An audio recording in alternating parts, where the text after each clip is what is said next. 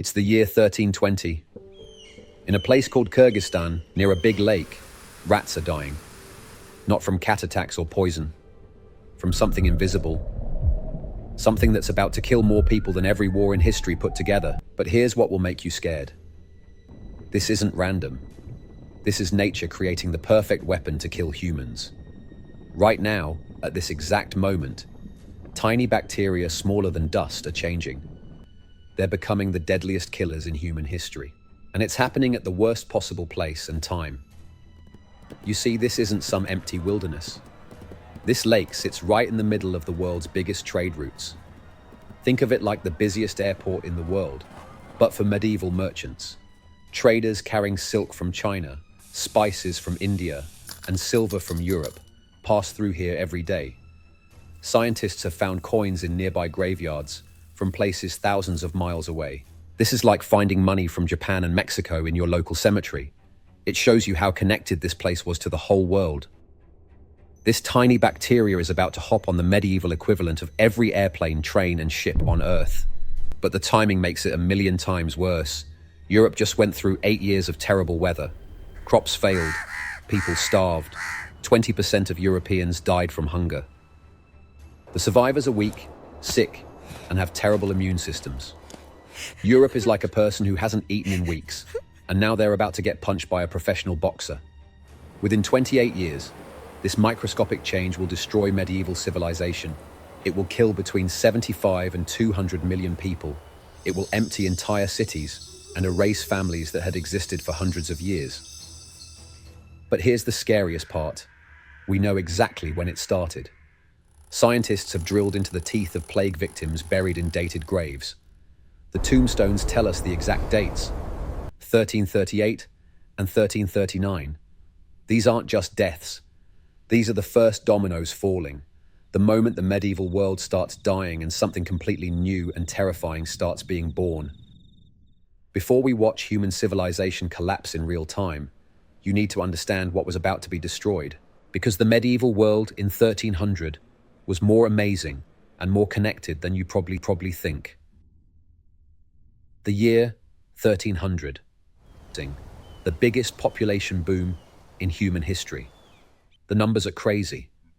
From the year 1000 to 1300, the population grows by 250%.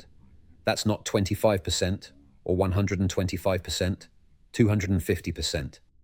England goes from 2 million to 5 million people. France jumps from 6 million to 14 million. This isn't slow growth over time. This is an explosion of human life. Here's the number that makes what's coming so terrible. 40% of Europeans are kids under 15 years old. Nearly half of everyone you'd meet in 1300 would be a child or teenager. Europe is a continent full of young people with their whole lives ahead of them. The cities are incredible. Paris has almost 200,000 people, one of the biggest cities on Earth. Venice controls trade routes from England to Turkey. Florence is inventing banking techniques that we still use today. These aren't backward medieval villages. They're sophisticated, international cities.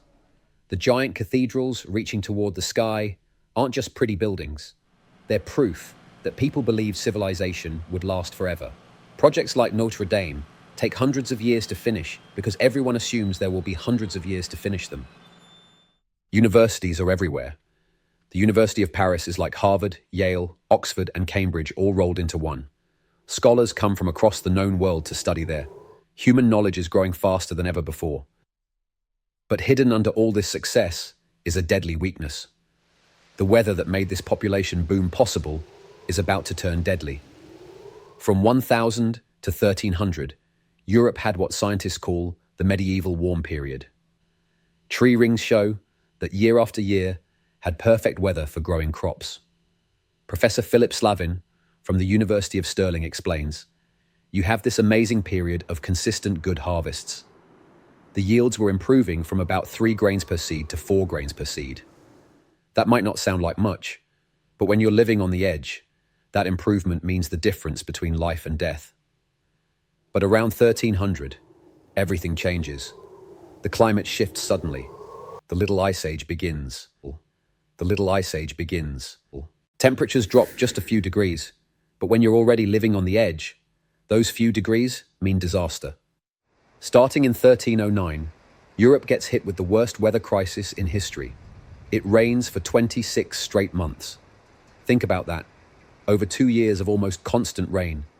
Crops rot in the fields. The soil washes away. Entire harvests are destroyed. This creates the Great Famine of 1315 to 1317. It becomes one of the worst food crises in European history.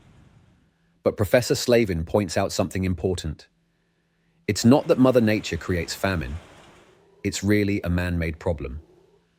When you have food shortages, people start acting selfish. People who have food start hoarding it, which drives prices up so high that nobody can afford to buy anything. The death toll is staggering. Northern Europe loses 20% of its population in just 3 years.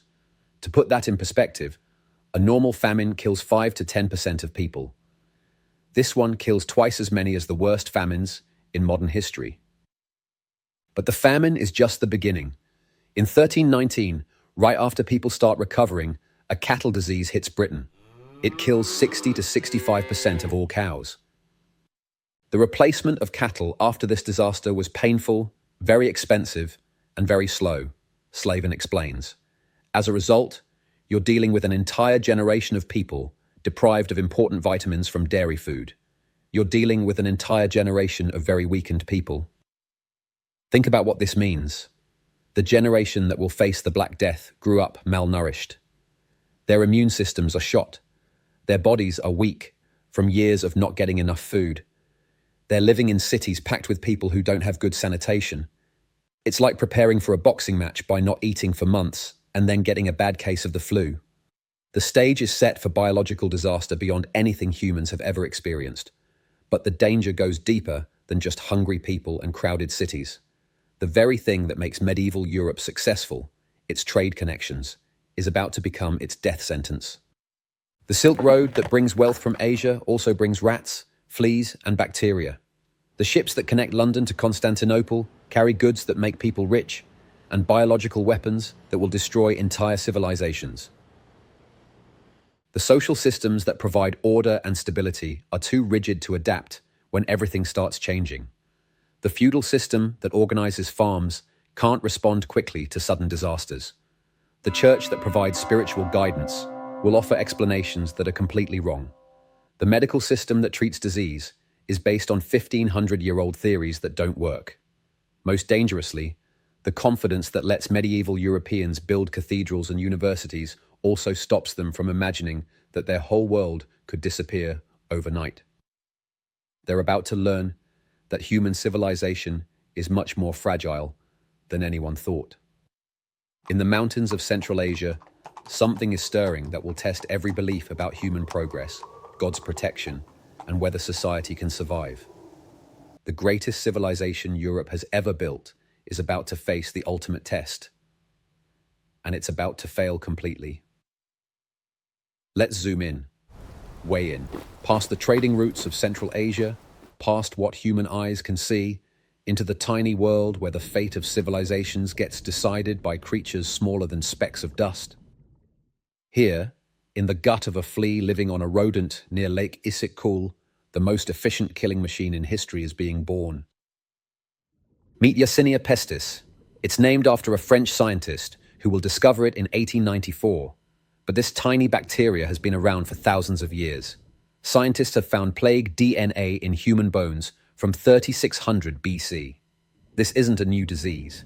It's an ancient killer that's about to become something no one has ever seen before. Professor Philip Slavin has done groundbreaking research with some of the world's best scientists. Using techniques that would seem like magic to medieval doctors, his team drilled into the teeth of plague victims buried 700 years ago and read the genetic code of the bacteria that killed them. We found that from an evolutionary point of view, that particular strain was right at what biologists call the Big Bang of the 14th century, Slavin explains. You have the emergence of no less than 4 new types of plague bacteria. That's a major event. You don't see anything like that in the entire history of this bacteria. Picture this. In maybe just a few years, around 1338 to 1339, The plague bacteria undergoes the most dramatic change in its entire history. 4 new types emerge at the same time, each one designed by evolution to kill humans more efficiently than anything before.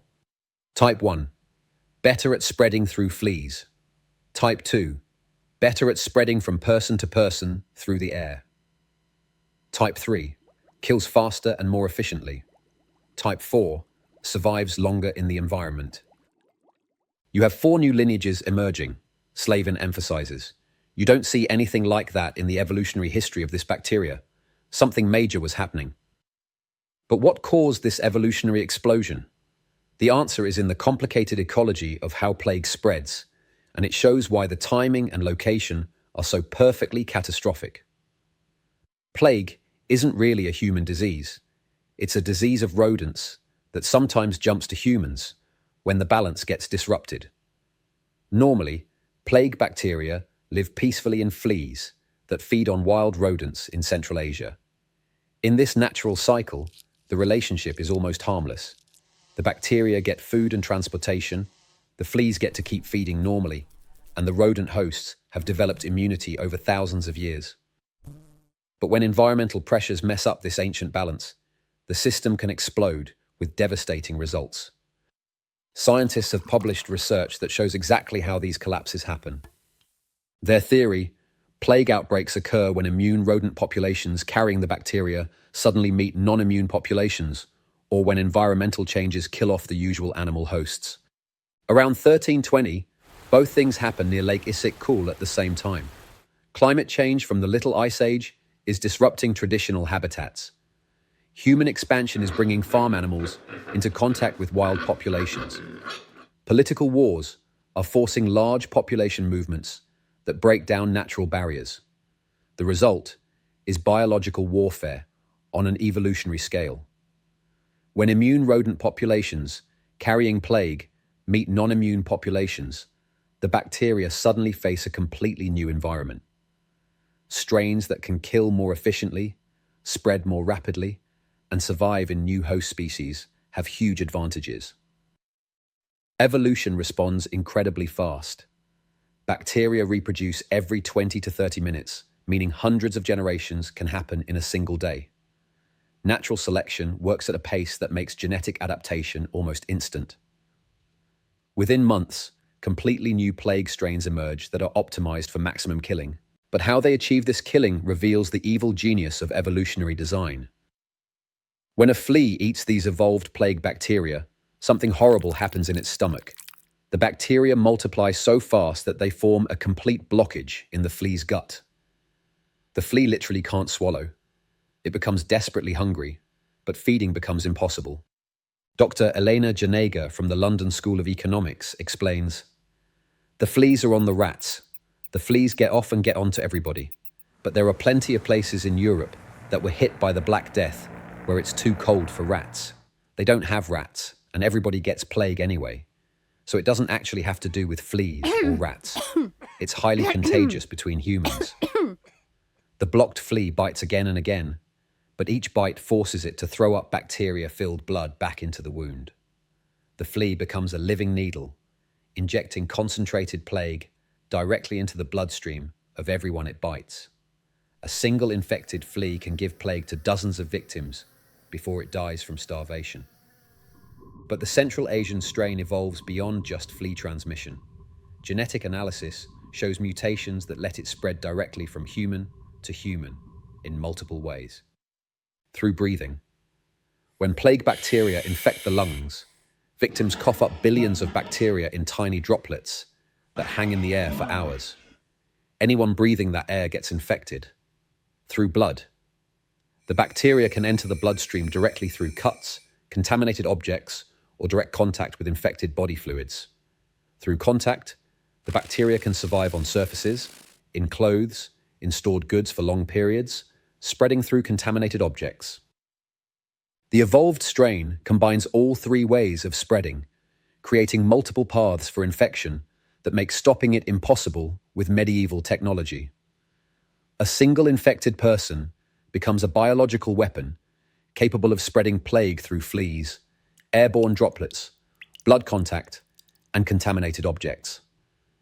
But perhaps the most sinister thing is that the bacteria may be able to change host behavior to help it spread.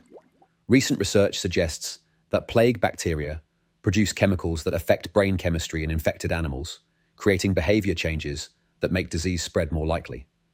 Infected animals become more aggressive and likely to bite. They lose normal fear and go into areas where they're more likely to meet new hosts.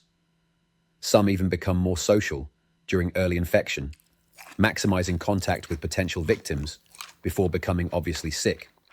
While we don't have direct proof that plague changed human behavior in medieval times, contemporary accounts describe unusual aggressive behavior, loss of social inhibitions, and irrational decision-making among early plague cases. If the bacteria were manipulating human behavior, it would explain some of the seemingly crazy responses documented during early outbreaks. The environmental survival of the evolved strain creates additional ways for it to spread that medieval people couldn't understand. Yersinia pestis can survive in soil for 6 to 12 months, depending on temperature and moisture. In dried blood for 2 to 8 weeks on various surfaces. In dead bodies for long periods, especially in cold weather. In grain and stored foods for weeks or months. In clothing and textiles until they're thoroughly cleaned or destroyed. Medieval burial practices, shallow graves, mass burial pits, bodies thrown into rivers, create perfect conditions for environmental contamination. Cemeteries become long-term sources of reinfection. Rivers carry contaminated water downstream to new populations. Stored goods transport living bacteria across vast distances. The bacteria is also incredibly tough. It survives freezing temperatures during transport to Scandinavia and Russia. It tolerates salt water during ocean voyages. It remains alive in cargo holds for weeks or months, enabling spread across continents.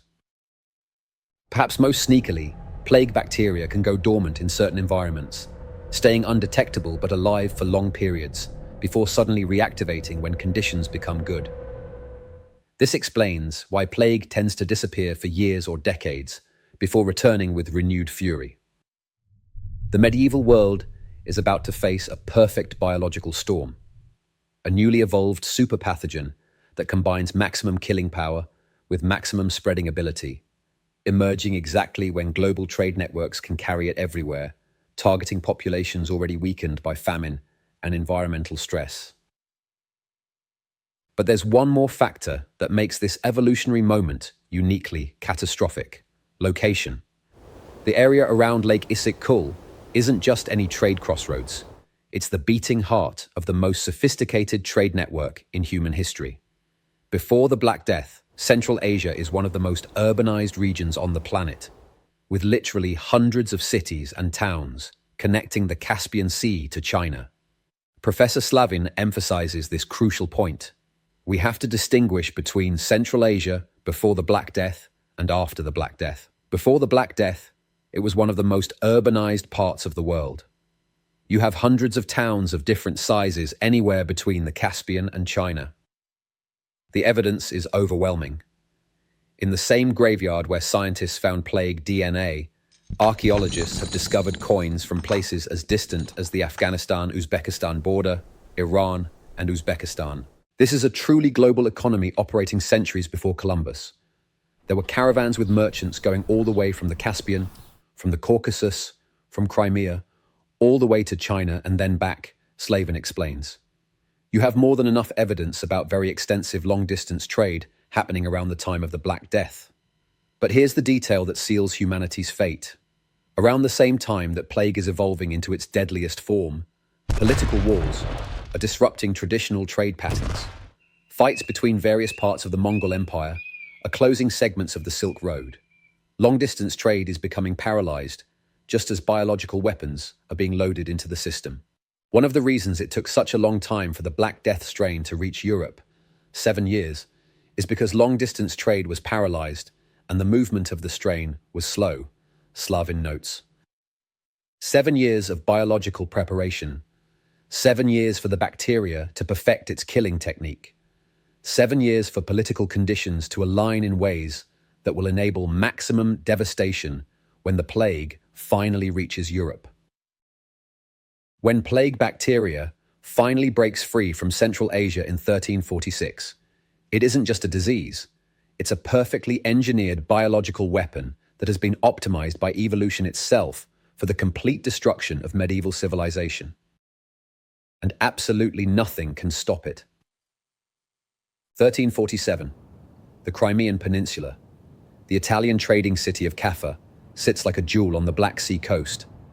Its warehouses are stuffed with goods from 3 continents: grain from Ukraine, silk from China, spices from India, slaves from the steppes.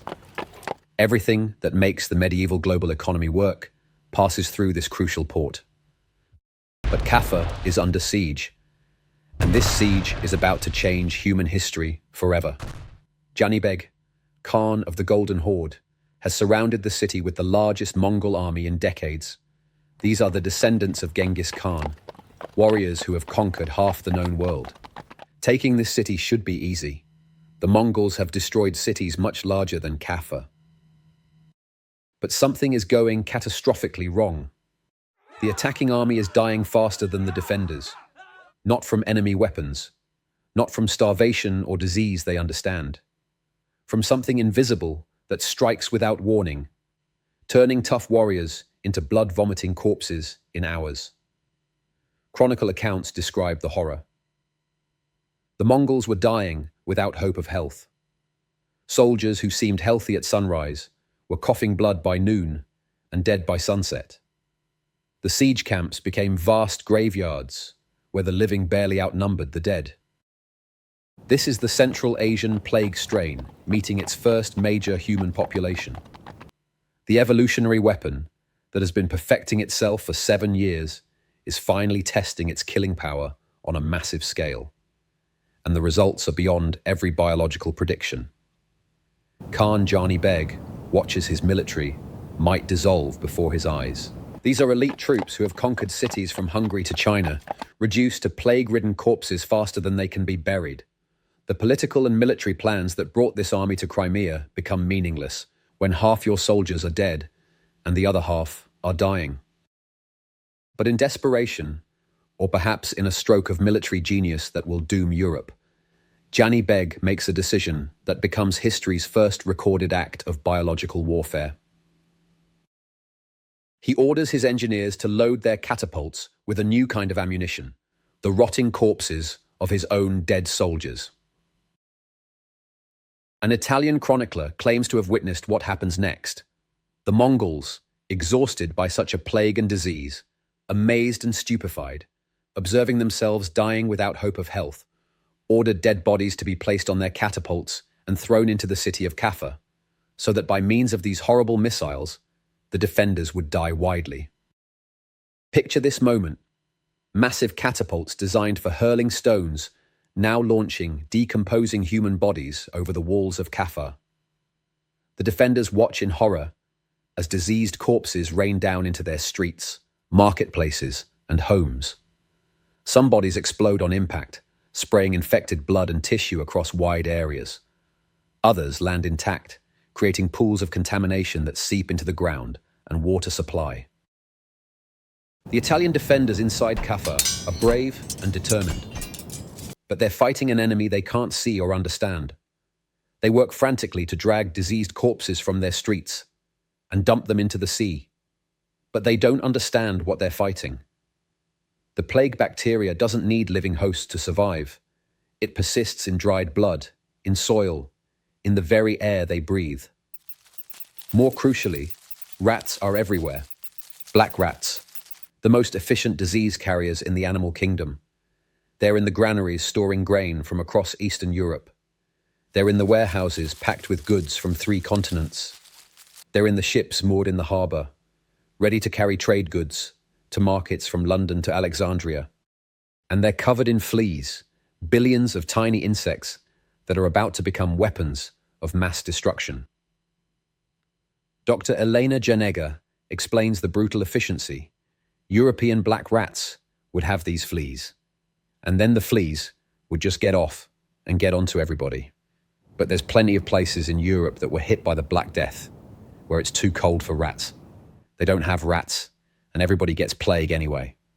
so it doesn't actually have to do with fleas or rats. It's highly contagious between humans. The plague that begins with fleas on rats quickly evolves into something far more dangerous, human-to-human transmission that makes stopping it impossible with medieval technology. By early 1347, the siege of Caffa collapses entirely, not because anyone wins or loses, but because both sides are dying too fast to continue fighting. The Mongol army retreats, leaving behind thousands of corpses and a city contaminated with the most dangerous bacteria in human history. The surviving Italian merchants face a choice that will determine Europe's fate: stay in Caffa and risk death from plague, or flee and risk carrying the disease to new populations. They choose to run. The decision makes perfect sense from their perspective. These are experienced international traders who have invested enormous sums in Caffa's warehouses and shipping operations. Staying means certain death from plague. Fleeing offers the possibility of salvaging something from this disaster. They load their ships with grain and other trade goods, hoping to recoup their massive losses in Constantinople and beyond. Their ships' holds are packed with cargo that represents years of accumulated wealth. Grain from Ukrainian fields, cloth from European looms, spices that have traveled the entire length of the Silk Road. They have no idea they're loading biological weapons into every grain sack, every bolt of cloth, every barrel of goods. The rats hiding in their cargo holds aren't just stowaways. They're enemy soldiers in an undeclared war against human civilization. The fleet sets sail across the Black Sea toward Constantinople, the greatest city in the eastern Mediterranean, the crossroads where east meets west, the cosmopolitan capital that connects Europe to Asia and Africa. Each ship carries enough plague bacteria to kill millions. But here's the detail that makes this moment so uniquely catastrophic. These aren't random merchant vessels. These are part of the Genoese commercial empire, one of the most sophisticated trading networks in human history. Genoa competes with Venice for control of Mediterranean commerce. Their ships connect London to Alexandria, northern Europe to Constantinople, Spain to Crimea. When plague-infected Genoese vessels leave Caffa, they're entering a transportation network that can carry disease to every major city in Europe, North Africa, and the Middle East within months. The medieval global economy, which has created unprecedented prosperity and cultural exchange, is about to become the delivery system for continental destruction. The voyage from Caffa to Constantinople takes just days with good winds. During that time, the plague bacteria multiply exponentially in the warm, crowded conditions below deck. Rats die and are replaced by new hosts. Fleas jump from dying animals to human sailors. The airborne form of plague begins spreading directly from person to person. By the time the Genoese fleet reaches Constantinople in summer 1347, most of the crew is dead or dying, but the cargo holds are still packed with contaminated goods, destined for markets across 3 continents. From Constantinople, the plague spreads with mechanical precision along every major trade route. Ships carry it to Alexandria, where it will devastate North Africa. Other vessels transport it to Venice, Genoa, and Pisa, where it will begin the systematic destruction of European civilization. But the most fateful voyage is yet to come. In October 1347, 12 Genoese ships will limp into the harbor at Messina, Sicily, carrying death to the heart of Europe. The countdown to continental apocalypse has begun. The biological weapons loaded at Caffa are about to detonate across an entire civilization. The siege that was supposed to capture a single city is about to destroy the medieval world. And no one has any idea what's coming. October 1347. The port of Messina, Sicily. Harbor workers gather to welcome what looks like a routine arrival. 12 Genoese trading ships seeking shelter and supplies on their way to Italian markets. What they see will redefine the meaning of horror. Most of the sailors are dead, their bodies slumped over oars and railings exactly where they collapsed. The smell is so overwhelming that tough dock workers, men used to fish guts, animal waste, and human sewage, start throwing up immediately. Some vomit so hard they fall to their knees. But the living crew members are even more terrifying than the corpses. They're skeletal, delirious, their bodies covered in black swellings the size of apples. Blood and pus ooze from wounds that won't heal. They babble incoherently about invisible demons, cities of walking corpses, and the end of the world. Some cough up blood in amounts that seem impossible from human bodies. Contemporary chroniclers struggle to find words. The sailors carried such a disease in their bodies that if anyone so much as spoke with one of them, he was infected with a deadly illness and could not avoid death. Simply talking to these dying men is enough to seal your doom. But here's what makes this moment so uniquely catastrophic. The plague has evolved beyond its original way of spreading. What began as a flea-borne disease carried by rats has transformed into something far deadlier, an airborne killer that spreads with every breath, every word, every scream of agony. Dr. Elena Janega explains the terrifying efficiency. If you don't want to be in close contact with another person who has plague, there is some debate about whether it can be spread by droplets, but it's contagious in some way, shape, or form. When plague victims cough, they spray billions of bacteria in tiny droplets that hang in the air for hours. Anyone who breathes that contaminated air becomes infected. The disease that started with fleas on rats has become an airborne weapon of mass destruction. The authorities at Messina immediately recognize the danger and order the death ships to leave port. But the shattered crews have neither the strength nor the motivation to comply. Most are dying where they stand. The survivors lack the energy to raise sails or man the oars. More importantly, it's already too late. The biological weapons have been delivered. Within hours, dock workers who spoke to dying sailors developed the first symptoms. Within days, the disease spreads throughout Sicily. But Sicily is just the first target. From Messina, plague-carrying ships continue to other Italian ports, following trade routes that connect the Mediterranean's greatest commercial centers. The speed of transmission is unprecedented in human history. Dr. Janega emphasizes this crucial advantage. Ships are much more likely to spread disease in the medieval period because that's the fastest way there is to move everything. In a world where there is no motorized transport over land, the fastest you can move is about 30 miles a day. Ships don't have that problem. If you've got a good wind, you can really move very quickly. Ships that might take weeks to reach their destinations overland can cover the same distances in days by sea. The very technology that built medieval Europe's commercial empire now becomes the delivery system for its destruction. From Sicily, the plague follows the sea highways that connect Europe's greatest cities. Venice, with its vast trading empire stretching from England to the Black Sea. Genoa, whose merchant princes finance kingdoms. Pisa, whose bankers fund the Crusades. Marseille, the gateway between Northern Europe and the Mediterranean. These aren't random targets. They're the command centers of medieval Europe's economic and political power. The plague is conducting surgical strikes against the continent's most vital organs. By 1348, the disease reaches Florence, and what happens there provides one of the most detailed accounts of civilization collapse ever recorded. Giovanni Boccaccio, author of the Decameron and eyewitness to the catastrophe, documents the systematic destruction of one of Europe's greatest cities. How many valiant men, how many fair ladies, breakfast with their families, and the same night had dinner with their ancestors in the next world. The condition of the people was pitiful to see. They sickened by the thousands daily and died unattended and without help. But Boccaccio's account goes beyond individual suffering to capture the complete breakdown of social bonds. It was not merely a question of one citizen avoiding another and of people having no care for neighbors or relatives or friends, but fathers abandoned children, wives abandoned husbands, and what is more serious and almost incredible, parents abandoned their own children as though they were not their own. Florence loses 60% of its population, not 6%, not 16%, 60%.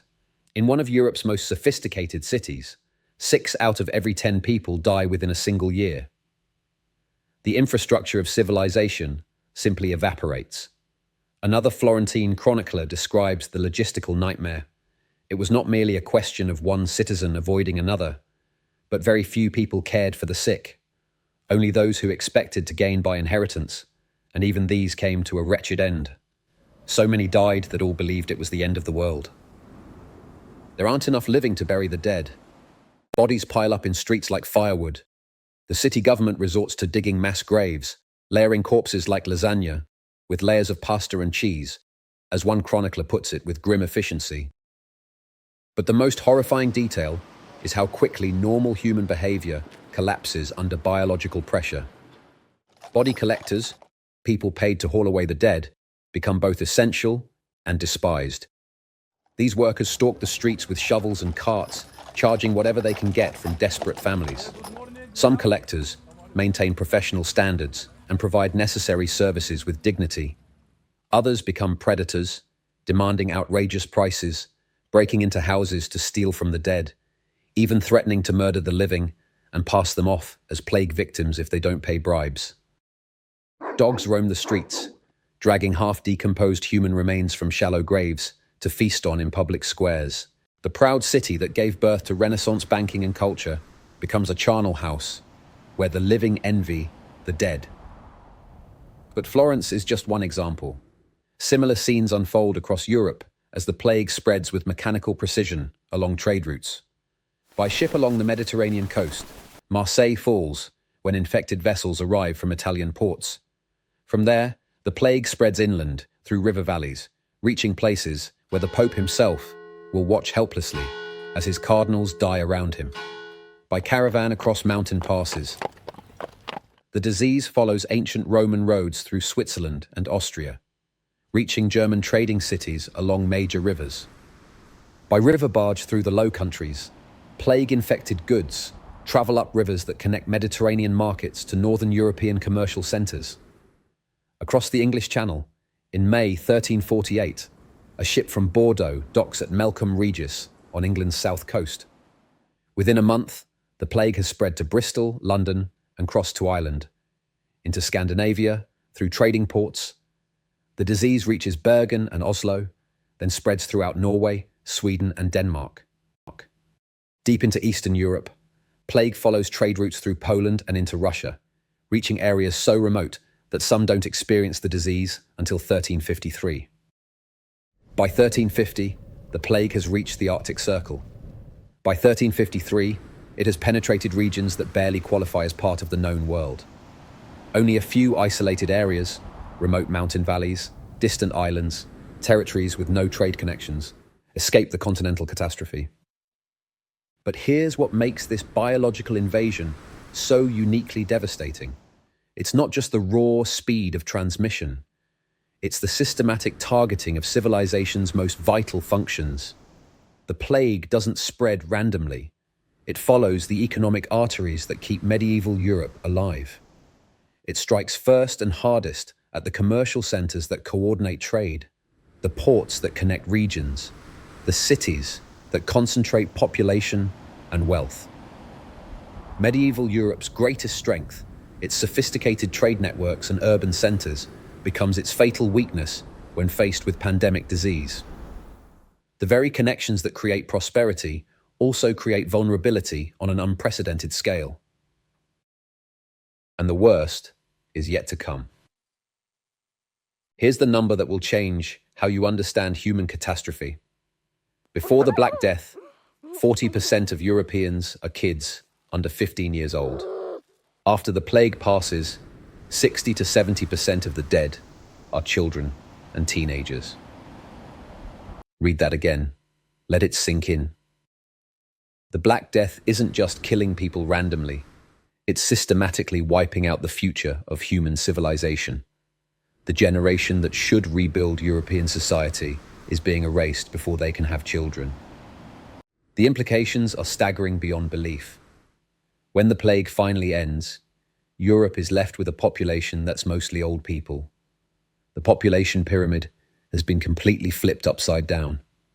There aren't enough young adults to form families, enough workers to run the economy, enough soldiers to defend against enemies, enough children to give anyone hope for the future. Dr. Elena Janiger from the London School of Economics explains the brutal reality of plague death. The primary thing with bubonic plague is that you get what are called buboes. Your lymph nodes become overloaded and swell up to maybe the size of eggs. That can be in your armpits or the groin. It's exceedingly painful. There's a terrible fever. For people whose major symptoms are the buboes and the fever, it's about 3 days.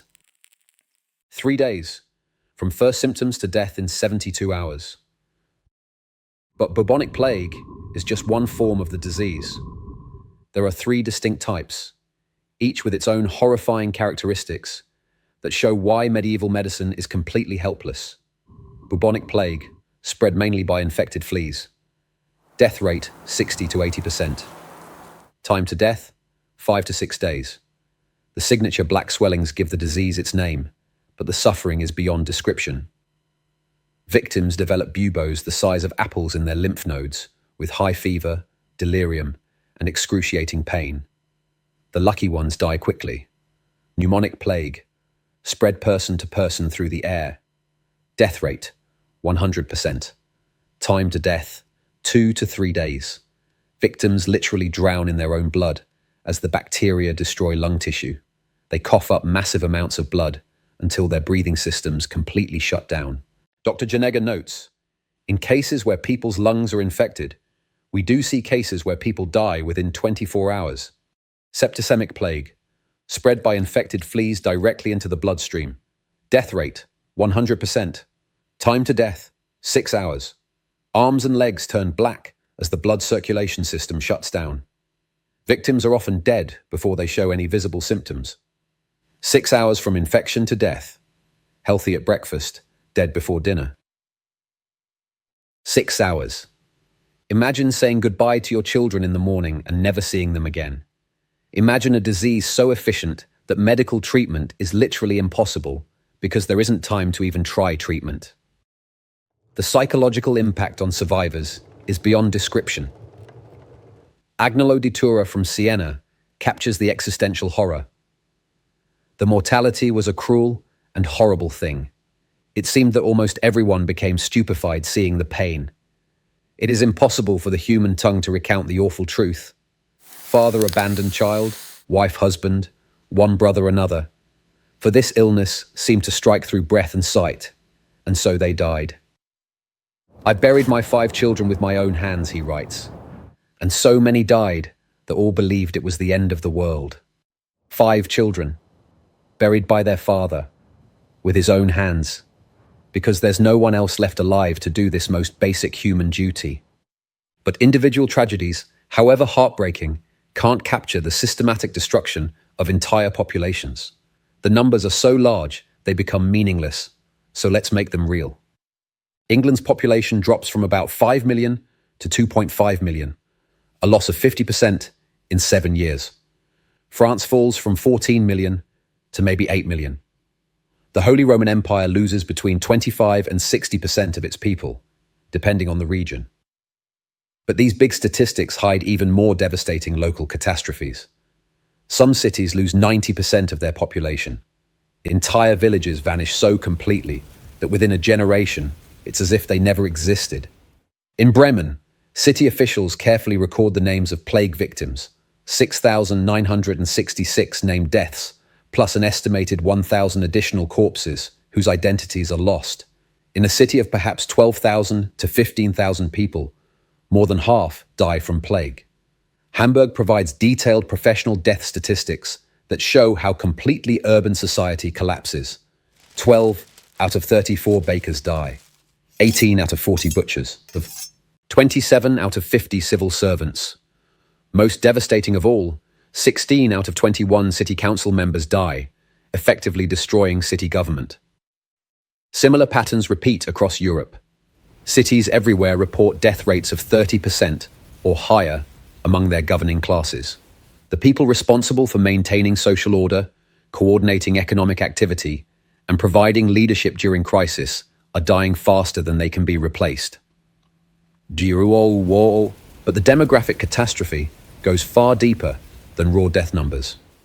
The The plague destroys the fundamental structures that allow population recovery. Remember that 40% of pre-plague Europe is under 15 years old. This represents the largest generation of children and teenagers in European history, the human foundation for future growth and prosperity. The Black Death systematically eliminates this foundation. Professor Philip Slavin emphasizes the long-term implications. In England, for which we have the best statistical sources, you have clear evidence that women and men were dying in equal proportions during the first wave.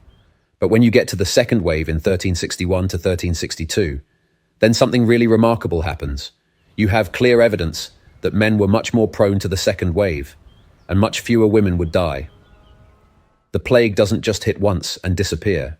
It returns with mechanical regularity, 1361 to 63, 1369 to 71, 1374 to 75, 1390, 1400 and beyond. Each return kills more of the survivors, prevents population recovery, and traumatizes the remnant that manages to survive. People live their entire lives knowing that plague could return at any moment. No one can plan for the future with confidence. No one knows if their children will live to adulthood. No one knows if their community will still exist in a decade. This creates a completely new form of collective psychological trauma that will shape European consciousness for centuries. The knowledge that civilization itself is fragile, that everything familiar can vanish overnight, that death lurks always just beyond the horizon. The population recovery statistics are staggering. It takes 200 to 300 years for European population to return to pre-plague levels. 3 centuries. The plague doesn't just kill people, it erases the future and forces survivors to rebuild human civilization from scratch. But here's the detail that makes the demographic catastrophe so uniquely devastating. The plague specifically targets the social bonds that hold communities together. Families fall apart when parents abandon infected children to save themselves. Villages collapse when too few survivors remain to maintain farms. Cities become ghost towns when trade networks break down. Monasteries and convents, the institutions responsible for preserving knowledge and culture, are wiped out entirely. At Montreux Monastery in Switzerland, 34 of 35 brothers die, leaving one survivor to wander empty halls with only his dog for company. Similar catastrophes occur throughout Europe. Centuries of accumulated learning, carefully preserved manuscripts, practical knowledge about everything from farming to medicine, all lost in a matter of months. The economic implications are immediate and catastrophic. There aren't enough workers to harvest crops, enough craftsmen to maintain production, enough merchants to coordinate trade. The sophisticated economic systems that created medieval prosperity simply stop working when half the participants are dead.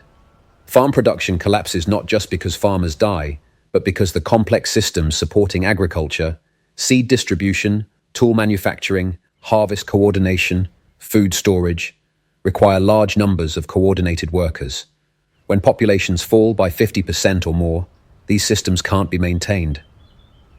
The social implications are even more profound. The rigid hierarchies that defined medieval European society become impossible to maintain when half the population vanishes. Traditional feudal relationships collapse when labor becomes scarce and land becomes abundant.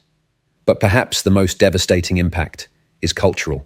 The confidence that had driven medieval European expansion, the certainty that human civilization was permanent and constantly improving, dies along with the people. Survivors emerge into a world where nothing can be taken for granted, where any assumption might prove false, where death can strike anyone at any moment without warning or justification. This is the birth of modern existential anxiety. The knowledge that human existence is fundamentally precarious, that civilization is an artificial construct that can collapse overnight, that individual life has no guaranteed meaning or protection. The medieval world doesn't just end with demographic catastrophe. It dies, and something entirely different must be born from the ashes. The question facing survivors is whether human civilization can be rebuilt at all, or whether the Black Death represents the end of organized society in Europe. The answer will determine the future of the world. When the world is ending, people look to their leaders for answers. What they discovered during the Black Death is the catastrophic failure of every institution that's supposed to protect and guide them: medicine, religion, and government, failing so completely that survivors will spend centuries learning to distrust authority. Medicine fails first, and the failure is so complete, it would be funny if it weren't deadly. The most prestigious medical minds in Europe, gathered at the University of Paris by the King of France, produce an official explanation that shows the complete bankruptcy of medieval medicine. After months of study, 46 distinguished doctors conclude that the plague results from a rare planetary alignment that occurred on March the 20th, 1345. Their written report claims that when Saturn, Jupiter, and Mars lined up in the constellation Aquarius, they corrupted the air itself, creating poisonous vapors called miasma that cause disease when people breathe them. According to their learned analysis, Saturn represents death and disaster. Jupiter controls air and wind patterns. Mars means pestilence and war. Their alignment in Aquarius, the humid sign, creates corrupted air. Their recommended treatments are based entirely on this wrong understanding. Carry flowers and herbs to ward off evil smells. The logic: if bad air causes disease, good smells must prevent it. Don't bathe, because hot water opens skin pores that let corrupted air enter the body. This advice increases infection rates by destroying basic cleanliness. Bloodletting to restore balance. Doctors drain blood from plague victims who desperately need every ounce of strength to fight the infection. Use chicken feathers to drain infected buboes. This spreads bacteria throughout the body and speeds up death. Every single recommendation makes the situation worse. The complete intellectual failure isn't just wrong, it's actively harmful, speeding up death rates among people seeking medical help. But the failure goes beyond bad advice. As the plague spreads, doctors begin abandoning their patients entirely. Some flee to countryside estates. Others lock themselves in their homes. Those who continue practicing often charge outrageous fees, exploiting desperate families while providing useless treatments. Dr. Elena Janega explains the complete intellectual void. They know that if you're around other people who are sick, then this can make you sick as well. So there will be things like quarantines, but it's about a million miles off of germ theory. They don't understand that we're covered in microscopic bugs that you can't see.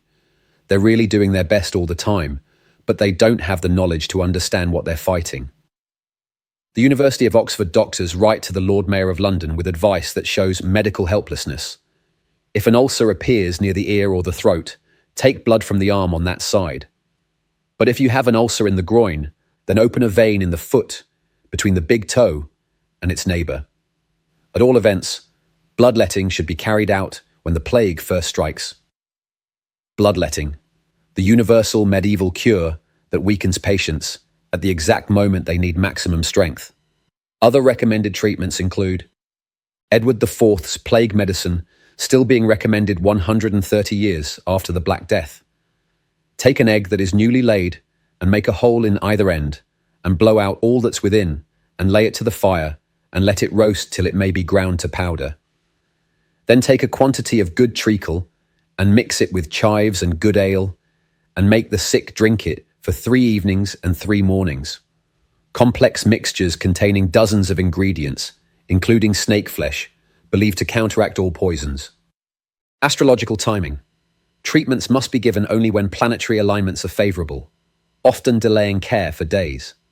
Dietary restrictions.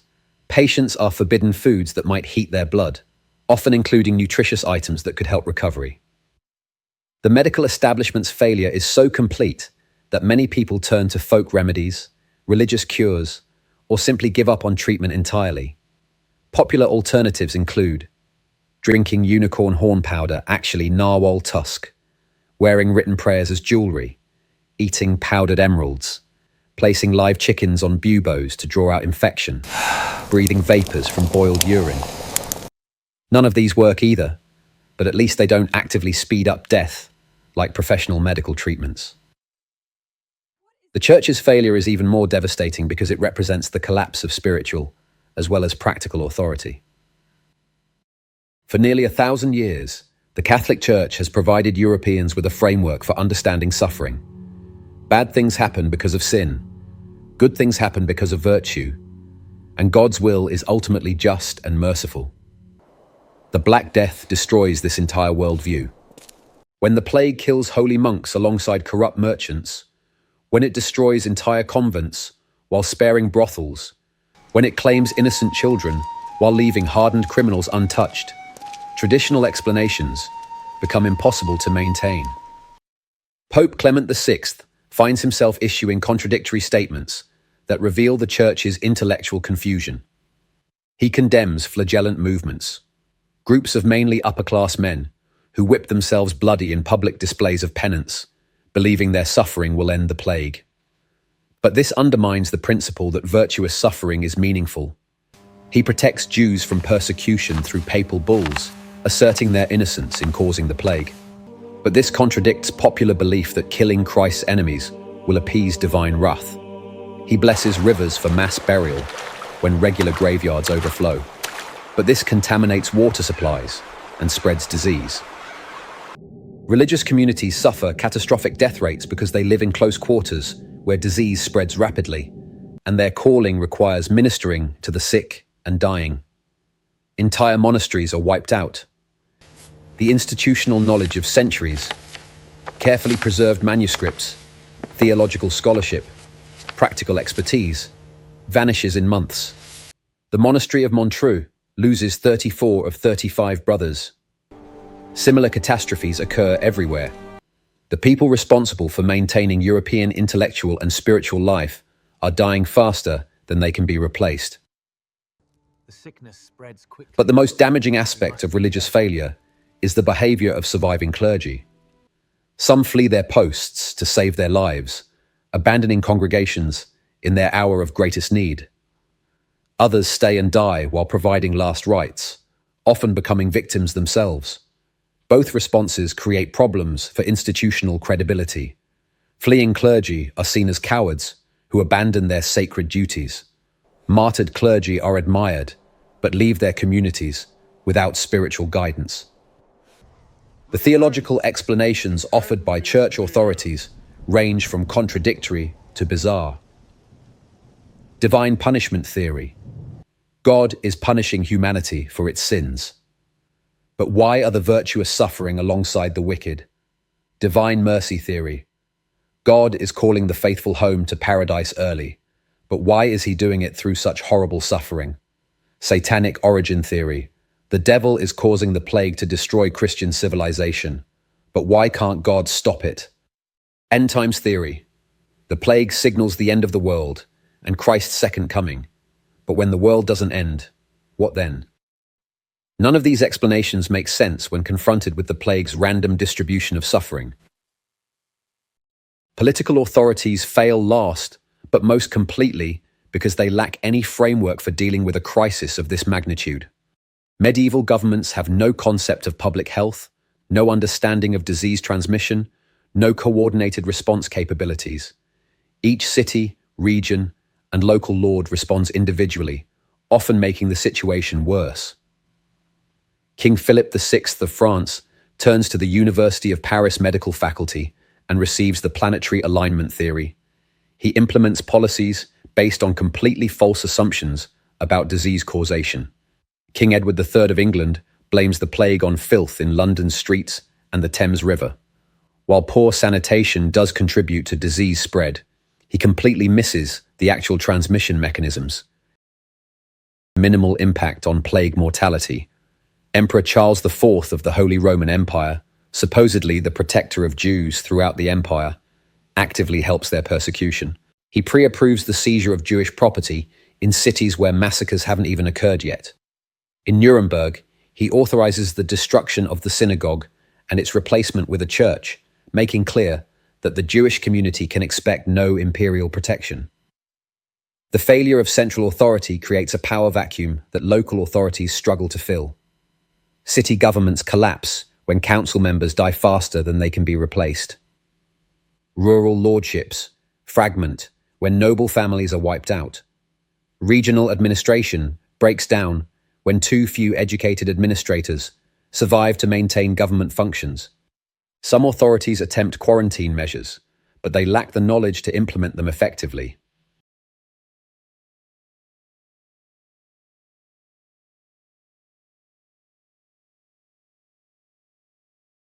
Others prohibit people from fleeing affected areas, trapping the healthy with the infected. Still others encourage the persecution of minorities, channeling public anger towards scapegoats rather than addressing the actual crisis. The few effective responses are accidental rather than planned. Milan survives relatively well, partly through strict quarantine enforcement, but mostly through geographic and timing luck. Some rural areas escape by virtue of isolation, not through deliberate policy. Certain cities implement effective sanitation measures, but these are based on aesthetic preferences rather than medical understanding. The governmental failure creates cascading effects that amplify the plague's impact. Legal systems collapse when courts can't function due to deaths among judges, lawyers, and administrators. Military defense fails when armies can't be maintained due to death and desertion. Economic coordination breaks down when trade regulation and currency management become impossible. Infrastructure maintenance stops when public works can't be staffed or funded. Record-keeping ends when scribes and clerks die en masse, creating information gaps that persist for centuries. Perhaps most significantly, the failure of authority during the Black Death plants seeds that will eventually grow into the Renaissance, the Reformation, and the Scientific Revolution. When every expert is wrong, when every leader fails, when every institution collapses, people start questioning everything they've been taught to believe. The generation that survives the plague develops what we might call the first modern mentality, skeptical of authority, comfortable with uncertainty, willing to challenge traditional knowledge based on what they observe with their own eyes. But this intellectual revolution lies in the future. In the immediate present, the failure of authority means that people facing the worst catastrophe in human history are completely on their own, forced to make life and death decisions without reliable guidance from medicine, religion, or government. The medieval world's greatest strength, its sophisticated institutional structure, becomes its fatal weakness when those institutions prove incapable of responding to unprecedented crisis. The collapse is total, systematic, and irreversible. The authorities that survive will never again command the absolute trust that their predecessors enjoyed. The Black Death doesn't just kill people, it kills faith in human authority itself. And in that destruction lies the seed of everything we recognize as modern civilization. When people can't understand what's happening to them, when their leaders give no answers, when their experts offer only useless advice, they do what humans have always done in times of existential crisis. They look for someone to blame. In medieval Europe, there's always been a convenient target. And what happens to Jewish communities during the Black Death will become a template for genocide that echoes through history to our own time. Before 1348, about 350 Jewish communities exist throughout the Holy Roman Empire, concentrated mainly along the Rhine River and its tributaries. These settlements represent over 1,000 years of continuous presence. The Jewish community in Cologne has records dating back to the 4th century. In the 11th century, cities like Worms and Mainz were centers of Jewish learning with international significance, producing scholarship that influenced Jewish thought across Europe and beyond. But Jewish life in medieval Europe has never been secure. Since the First Crusade in 1095, periodic waves of violence have targeted Jewish communities. They exist under a precarious legal status, officially protected by imperial authority, but only because this protection allows for special taxation. Jews become valuable resources that generate revenue for whoever controls them. The protection is often theoretical rather than practical. In 1298, a pogrom led by a knight named Rindfleisch kills about 3,000 Jews across multiple communities. Another wave of violence in 1336 to 1338 devastates Bavaria. The pattern is always the same. Economic stress leads to social tension, which leads to conspiracy theories, which leads to mass murder. When the Black Death arrives, all these pre-existing tensions explode with unprecedented fury. The rumors start in southern France and spread faster than the plague itself. Jews are poisoning wells to kill Christians. They're working with lepers and foreign agents to destroy Christianity. They're practicing satanic rituals that summon disease-causing demons.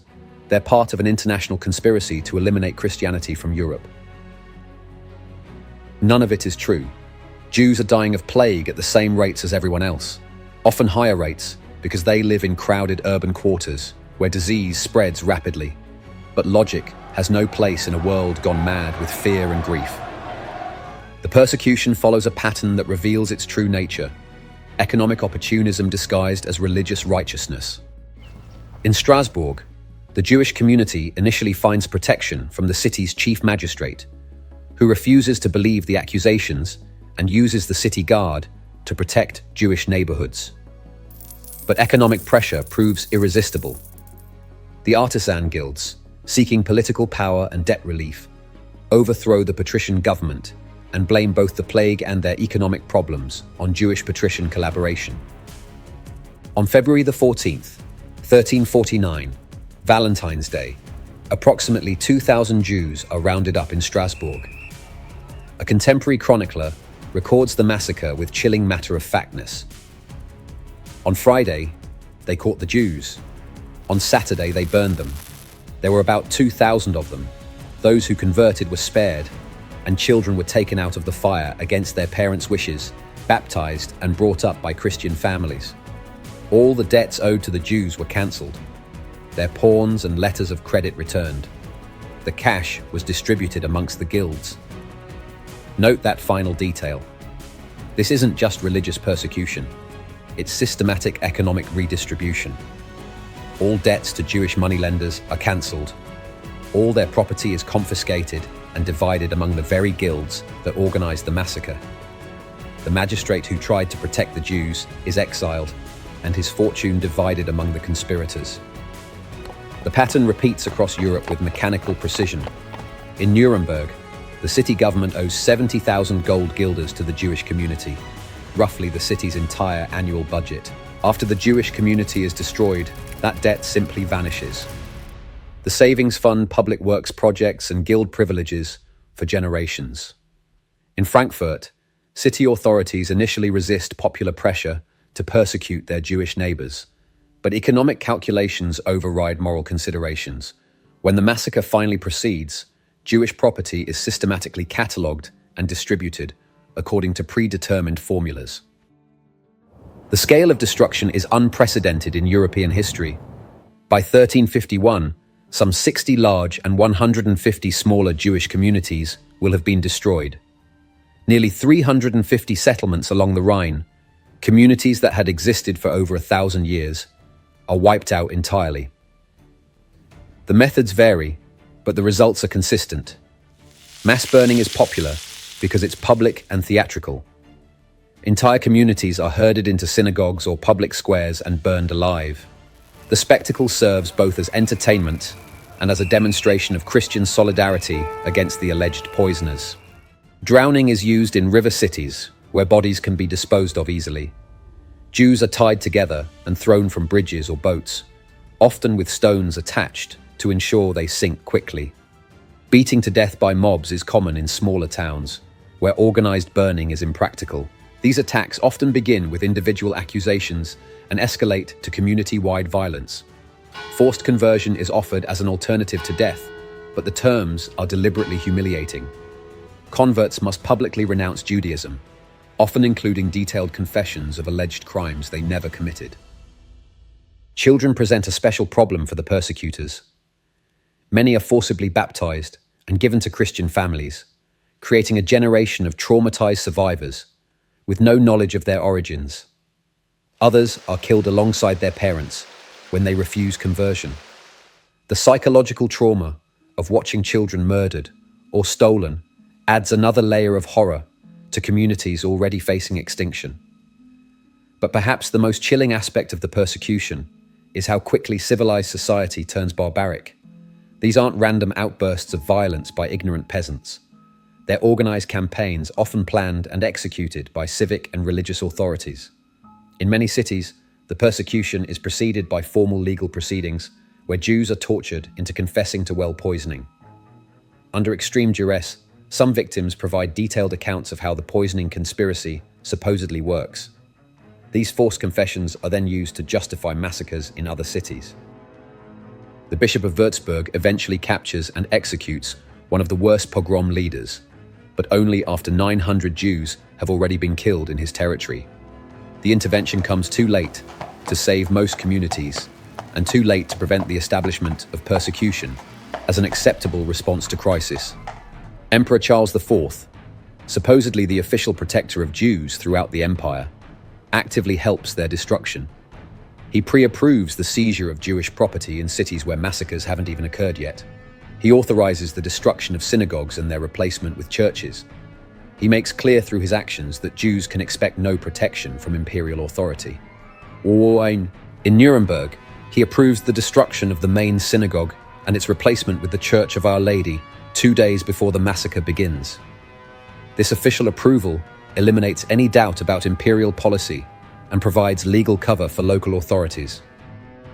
Pope Clement VI does issue papal bulls condemning the persecution and asserting Jewish innocence in causing the plague. He offers the papal city of Avignon as a refuge for Jews fleeing violence. But his influence is limited, and many local religious authorities ignore or actively contradict papal policy. Parish priests preach sermons blaming Jews for the plague. Bishops organize or authorize massacres. Abbots provide theological justification for persecution. The institutional church's response ranges from indifferent to actively complicit. The destruction of European Jewry during the Black Death represents more than religious persecution. It's the elimination of entire communities that had contributed enormously to medieval European civilization. Jewish scholars, physicians, traders, and financiers had played crucial roles in connecting Europe to the broader world. Their destruction impoverishes European intellectual and economic life for centuries. Many survivors flee eastward to Poland, where King Casimir the Great welcomes them with open arms. Poland's relatively tolerant policies attract Jewish refugees from across Europe, making it the new center of European Jewish life, a position it will hold until World War II brings another, even more systematic attempt at total destruction. The persecution serves multiple functions beyond simple scapegoating. Economic redistribution, massive debts are cancelled, and property is redistributed to politically connected groups. Political consolidation, attacks on Jews often coincide with power struggles between different social classes or political factions. Social solidarity, participating in persecution, creates bonds among Christians who might otherwise be divided by class, regional, or professional differences. Psychological relief. Having someone to blame provides the illusion of control in a situation where people are actually helpless. But perhaps most ominously, the persecution establishes patterns that will reappear throughout European history. The same mechanisms, scapegoating, conspiracy theories, economic exploitation, official complicity, mass participation, will be used against Jews repeatedly during later crises. The Black Death persecution becomes a template for genocide.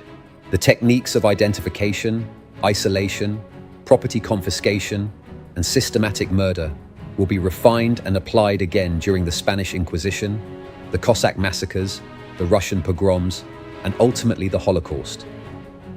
The plague kills bodies. The persecution kills souls.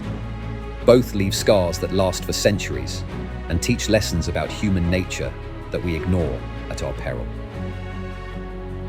The destruction of medieval Jewish communities during the Black Death represents one of history's clearest examples of how quickly civilization can collapse into barbarism when fear overwhelms reason, when economic interests align with ethnic hatred, when authorities abandon their responsibility to protect the vulnerable. The lesson echoes across centuries. In times of crisis, the measure of a civilization is not how it treats the powerful, but how it protects the powerless.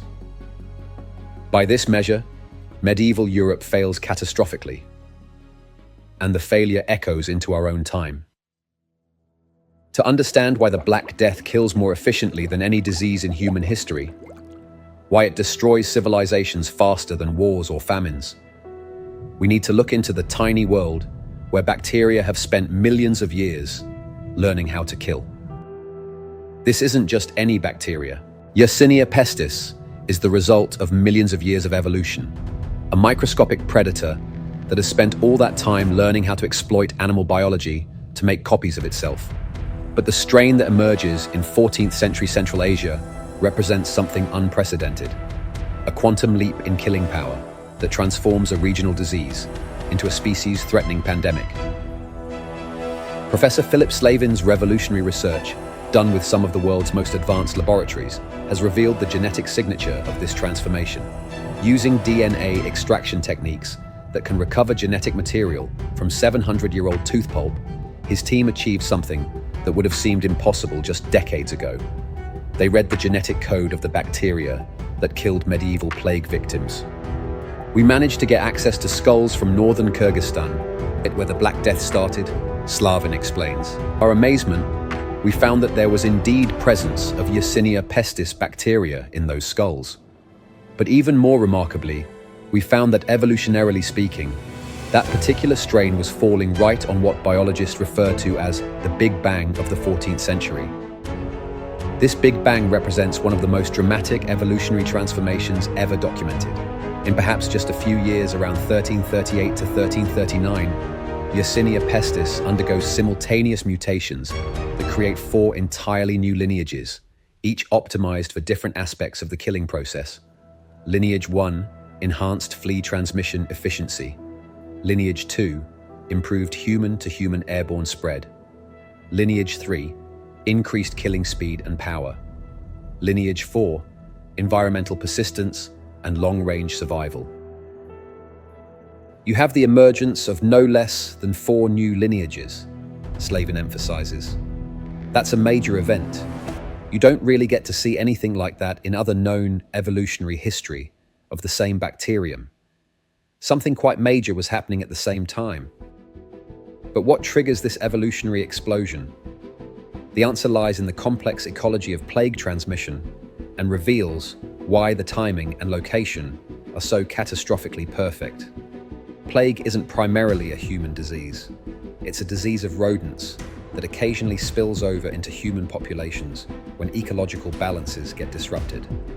Under normal circumstances, plague bacteria circulate among wild rodent populations in Central Asia, maintaining stable relationships that rarely affect humans. The bacteria live in fleas that feed on these rodents. In this natural cycle, the relationship is almost harmless. The bacteria get nutrition and transportation, the fleas get to continue their normal feeding behavior, and the rodent hosts maintain populations with developed immunity. But when environmental pressures disrupt this ancient balance, the system can collapse with explosive violence. Scientists have published research that models exactly how such collapses occur. Their theory? Plague outbreaks happen when immune rodent populations carrying the bacteria suddenly encounter non-immune populations, or when environmental changes kill off the usual rodent hosts. Around 1320, both factors come together near Lake Issyk-Kul, with catastrophic results. Climate change associated with the Little Ice Age is disrupting traditional habitat patterns. Human expansion is bringing domestic animals into contact with wild populations. Political upheaval is forcing large-scale population movements that break down traditional ecological barriers. The result is biological warfare on an evolutionary scale. When immune rodent populations carrying endemic plague encounter non-immune populations, the bacteria suddenly face a completely new selective environment.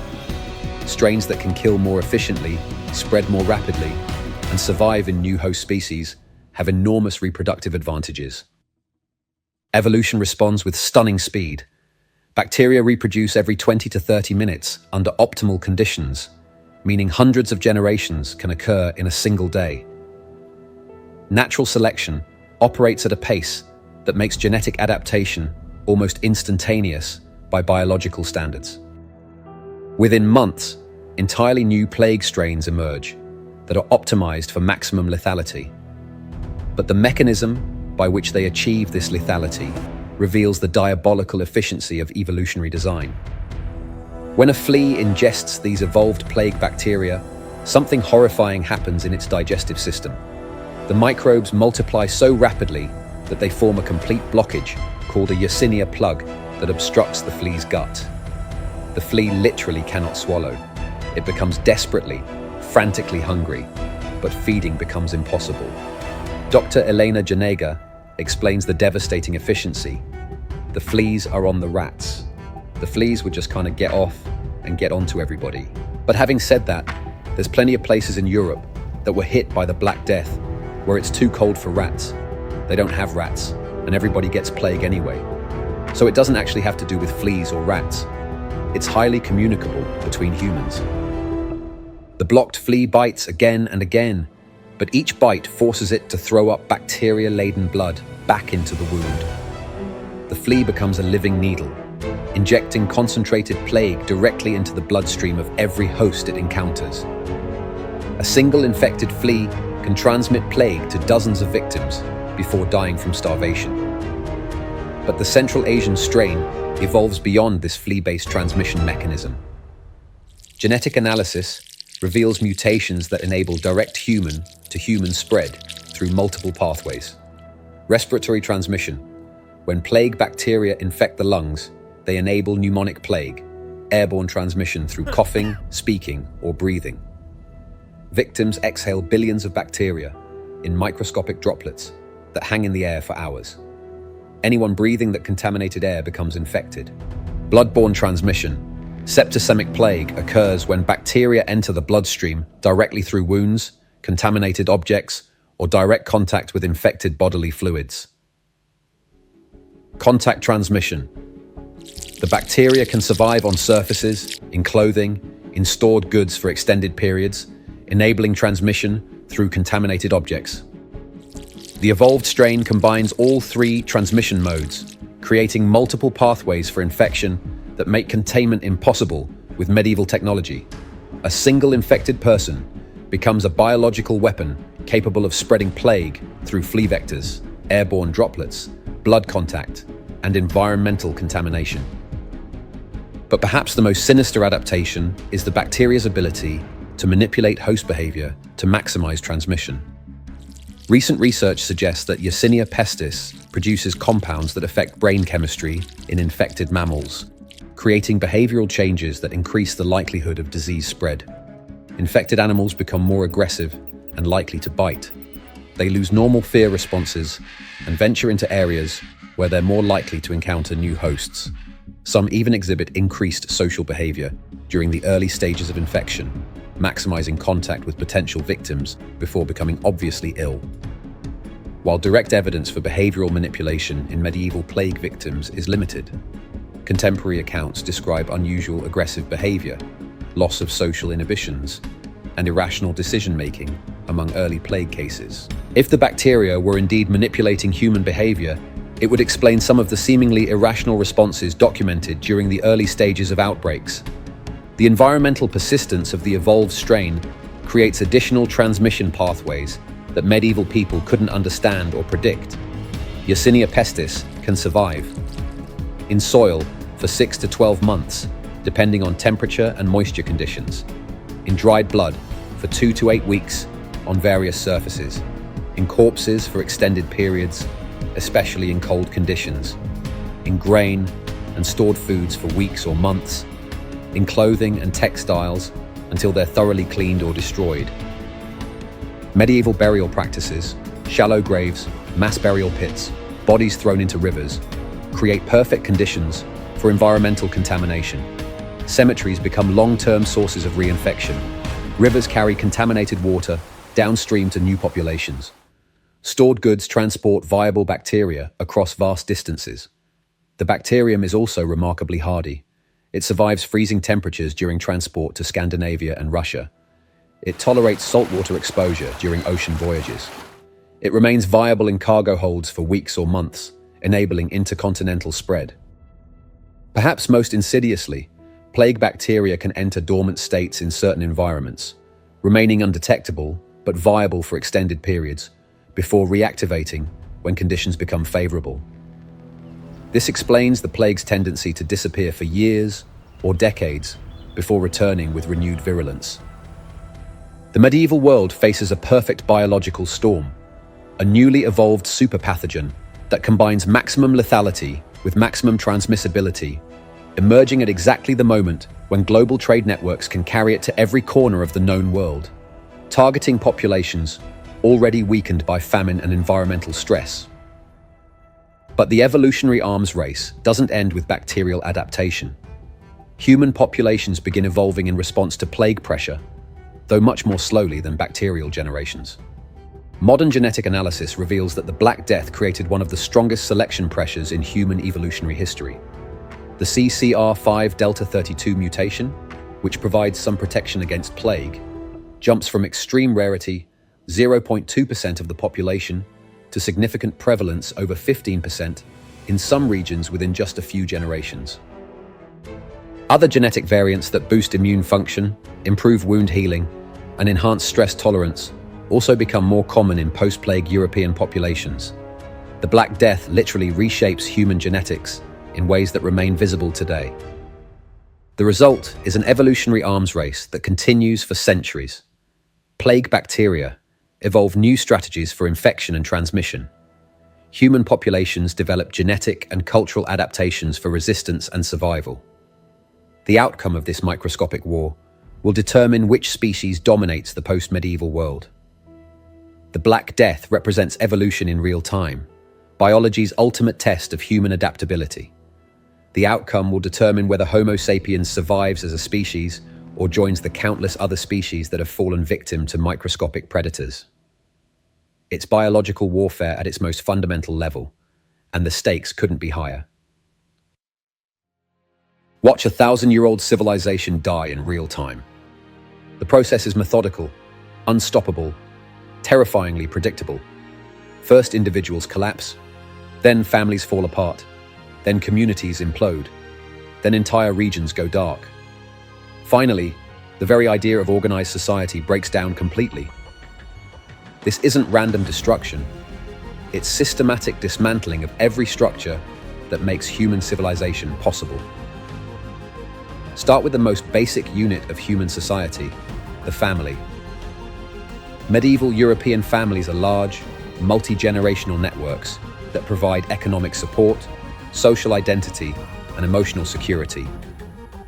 Extended families often live in the same houses or neighborhoods for generations. The plague destroys these bonds with surgical precision.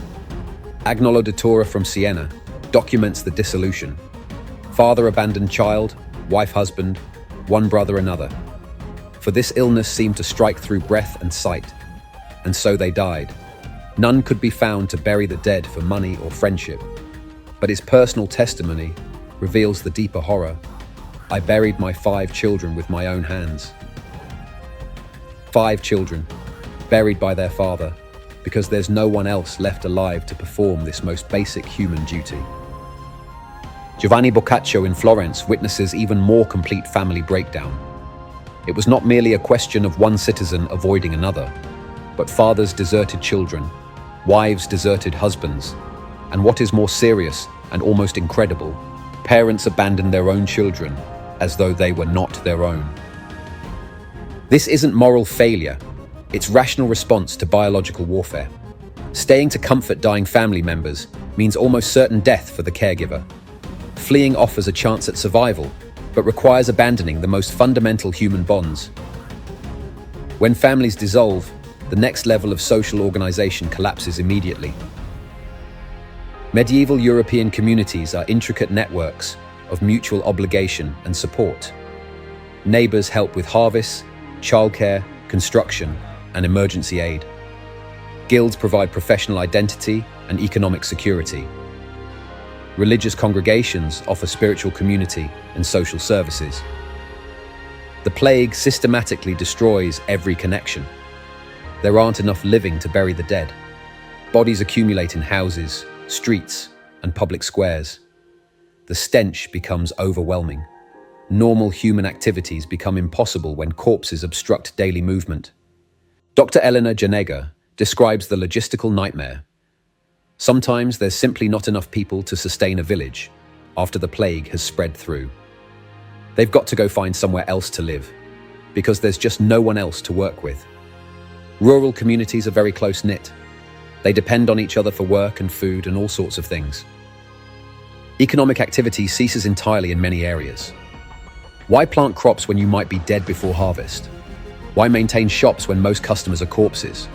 Why repair infrastructure when there might be no one left to use it?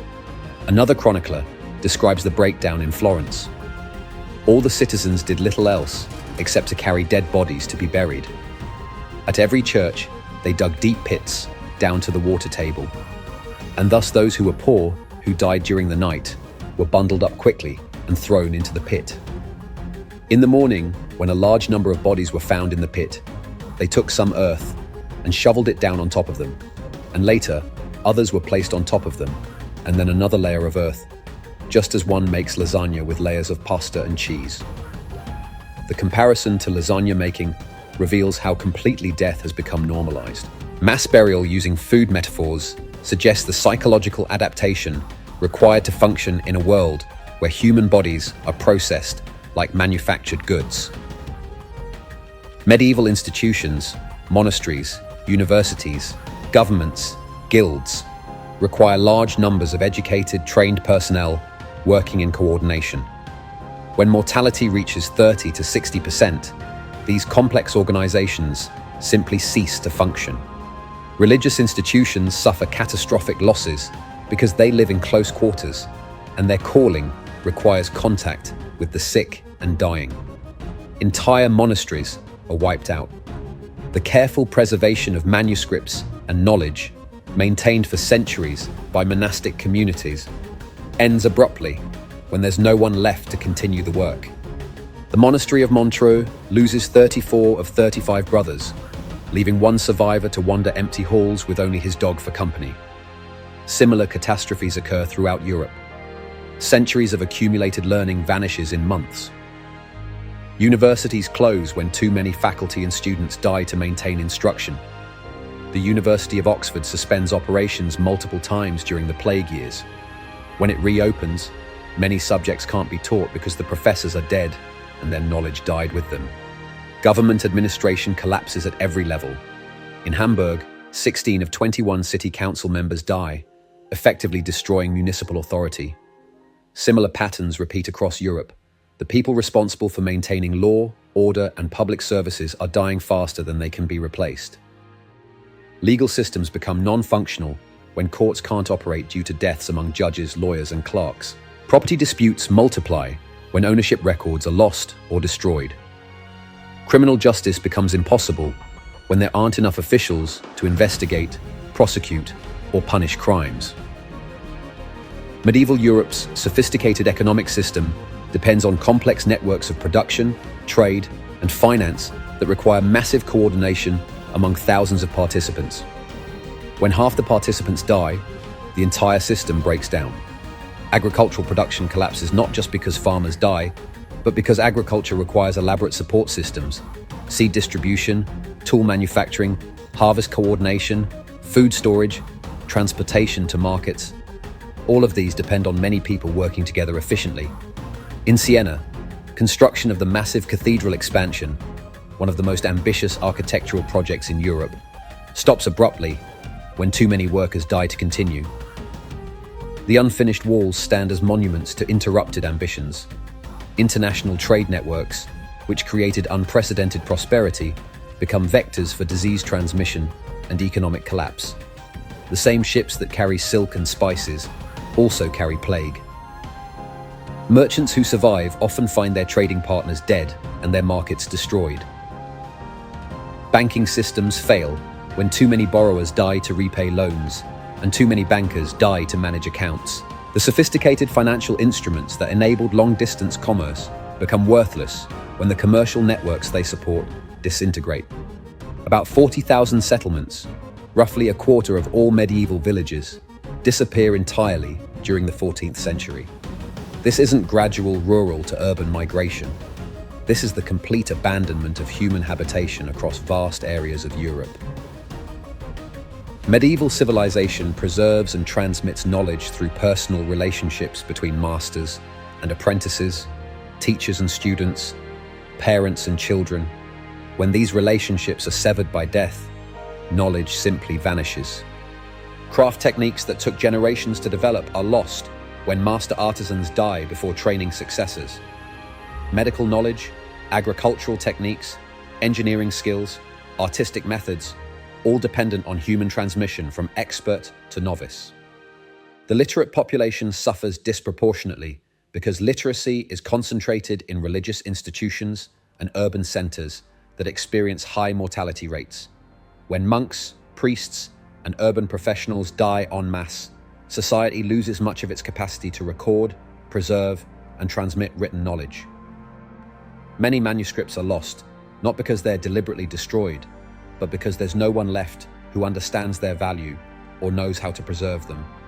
Libraries become graveyards of forgotten knowledge. Perhaps most devastating is the collapse of psychological certainty that had anchored medieval European consciousness for 1,000 years. Medieval Europeans lived in a world of assumed permanence. Social hierarchies seemed divinely ordained and eternal. Religious truths provided absolute certainty about fundamental questions. Knowledge systems offered reliable guidance for practical problems. The plague shatters every assumption simultaneously. When disease kills rich and poor equally, social hierarchy loses meaning. When it destroys the pious alongside the sinful, religious explanations become impossible to maintain. When medical treatments fail catastrophically, traditional knowledge becomes worthless. Survivors emerge into a world where nothing can be taken for granted, where any assumption might prove false, where death can strike anyone at any moment without warning or justification. This creates the first, recognizably modern consciousness, skeptical of authority, comfortable with uncertainty, focused on individual survival rather than communal obligations. The demographic collapse triggers massive ecological changes that transform the European landscape. Abandoned farmland reverts to forest. Wildlife populations explode without human pressure. Rivers run cleaner without agricultural runoff. The European countryside becomes more wooded and wild than it has been for centuries. This ecological recovery will have profound long-term effects on climate, biodiversity, and human settlement patterns. Some economists argue that the temporary reduction in human environmental impact caused by the Black Death helped extend the Little Ice Age by reducing atmospheric carbon dioxide levels through forestry growth. When the immediate crisis passes, survivors face a question no civilization has ever confronted. How do you rebuild a world when every traditional source of guidance has proven catastrophically wrong? The answer will transform human consciousness itself. Medieval certainty gives way to modern inquiry. Traditional authority gives way to empirical investigation. Communal identity gives way to individual agency. The people who emerge from the plague years aren't just demographically different from their ancestors. They're psychologically, culturally, and intellectually different. They're the first Europeans who can imagine that traditional knowledge might be wrong, that established authorities might fail, that individuals might need to think for themselves. This transformation enables everything we recognize as modernity. The Renaissance, with its emphasis on individual achievement, the Reformation with its challenge to religious authority, the scientific revolution with its insistence on empirical observation, the Enlightenment with its faith in human reason. The Black Death doesn't just destroy medieval civilization, it creates the intellectual and psychological foundations for modern civilization. But the price is almost unimaginable. The deaths of 75 to 200 million people, the destruction of thousands of communities, the loss of centuries of accumulated knowledge, and the psychological trauma that will shape European consciousness for generations. The medieval world dies in the plague years. What rises from its ashes is something unprecedented in human history. A civilization that sees change as opportunity rather than threat, that questions rather than accepts, that adapts rather than preserves. The transformation is so complete that by 1400, Europe has become fundamentally different from the continent that existed in 1300. Same geography, same climate, but entirely different people living in entirely different ways, with entirely different assumptions about reality itself. The collapse is total, the transformation is absolute. and it's still continuing today. When half the workers disappear overnight, when traditional authority collapses, when social hierarchies become meaningless, something unprecedented happens: the birth of the modern economy. The transformation is so complete, so revolutionary, that it creates the foundation for everything we recognize as capitalism, labor markets, and economic mobility. The Black Death doesn't just kill people, it kills the feudal system and gives birth to the modern world. Before the plague, European society operates according to principles that have remained stable for centuries. Land is scarce and valuable, labor is abundant and cheap. Social position is determined by birth rather than achievement. The Black Death flips every assumption upside down. Suddenly, land is abundant and labor is scarce, beyond anything medieval society has ever experienced. Surviving workers find themselves in a position their ancestors never imagined. They can make demands, and they do, with revolutionary consequences. The chronicler at Rochester Cathedral writes with obvious outrage about the transformation. Such a shortage of workers ensued that the humble turned up their noses at employment and could scarcely be persuaded to serve the eminent, unless for triple wages. Triple wages. In a society where wages have been essentially stagnant for centuries, this represents an economic earthquake that reshapes everything. But the changes go far beyond wage increases. Professor Philip Slavin explains the comprehensive economic restructuring. When you end up with a situation where you lose about 50% of your population, you simply don't have enough hands to handle agricultural work.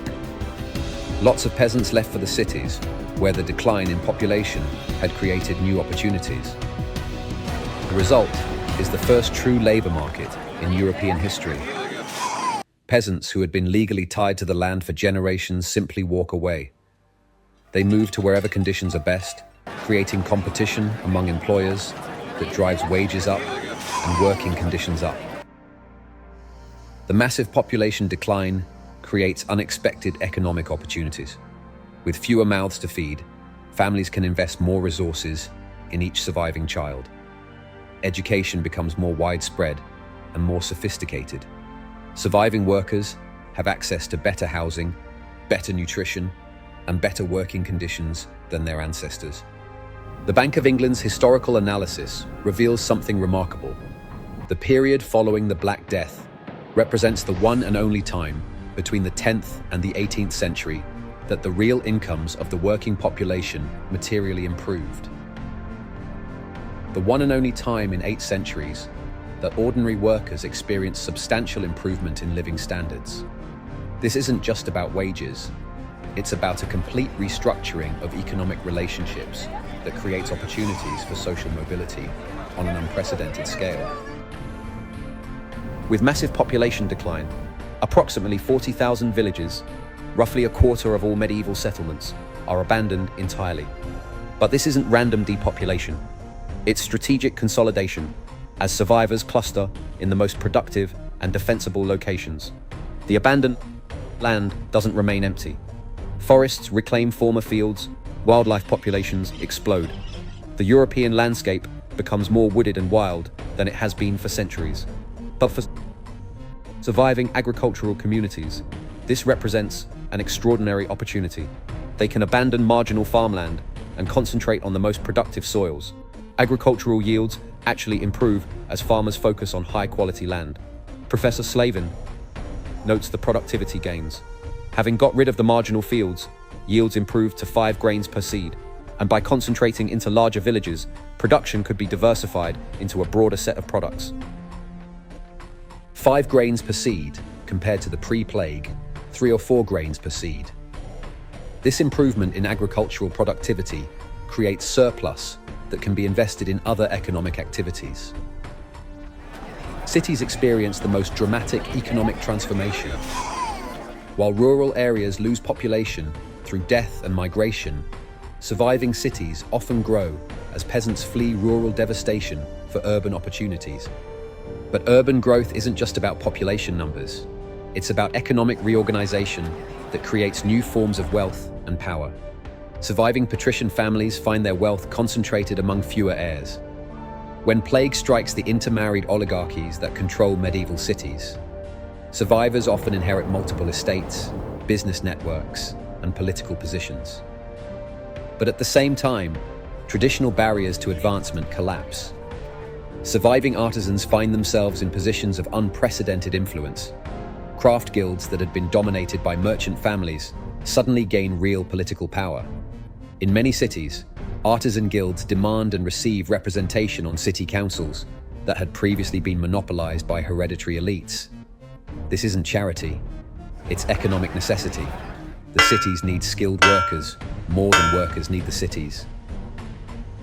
Labor shortages create massive incentives for technological innovation. Why should some rule others based on accidents of birth? Similar uprisings occur across Europe.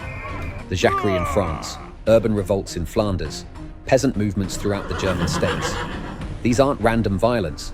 They're organized political movements seeking to institutionalize economic gains made possible by labor shortages. The feudal system that had organized European society for centuries becomes economically unsustainable when labor becomes scarce and land becomes abundant. Traditional relationships where peasants work the lord's land in exchange for protection and small plots for personal use break down when peasants can simply leave for better opportunities elsewhere. Landowners face a stark choice: adapt to market economics or lose their workforce entirely. Some try to reimpose feudal obligations by force, but this usually fails because nearby lords are offering better terms to attract workers. The result is the gradual emergence of wage labor, rental agreements, and market-based economic relationships that replace traditional feudal bonds. All these changes combine to create something unprecedented in human history: an economic system based on capital accumulation, technological innovation, and market competition rather than land ownership and hereditary privilege. The economic historian Fernand Braudel argues that capitalism, as a coherent system, emerges directly from the demographic and social disruptions of the 14th century. The plague years create the preconditions for modern economic development.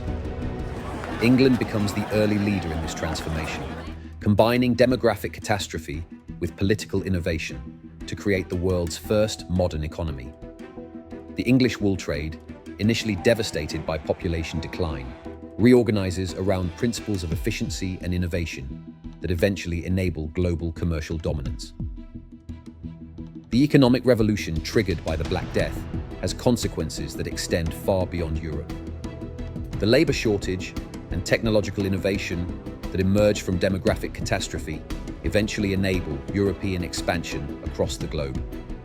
The age of exploration becomes possible partly because European societies develop the economic dynamism, technological capability, and cultural adaptability necessary for long-distance exploration and colonization.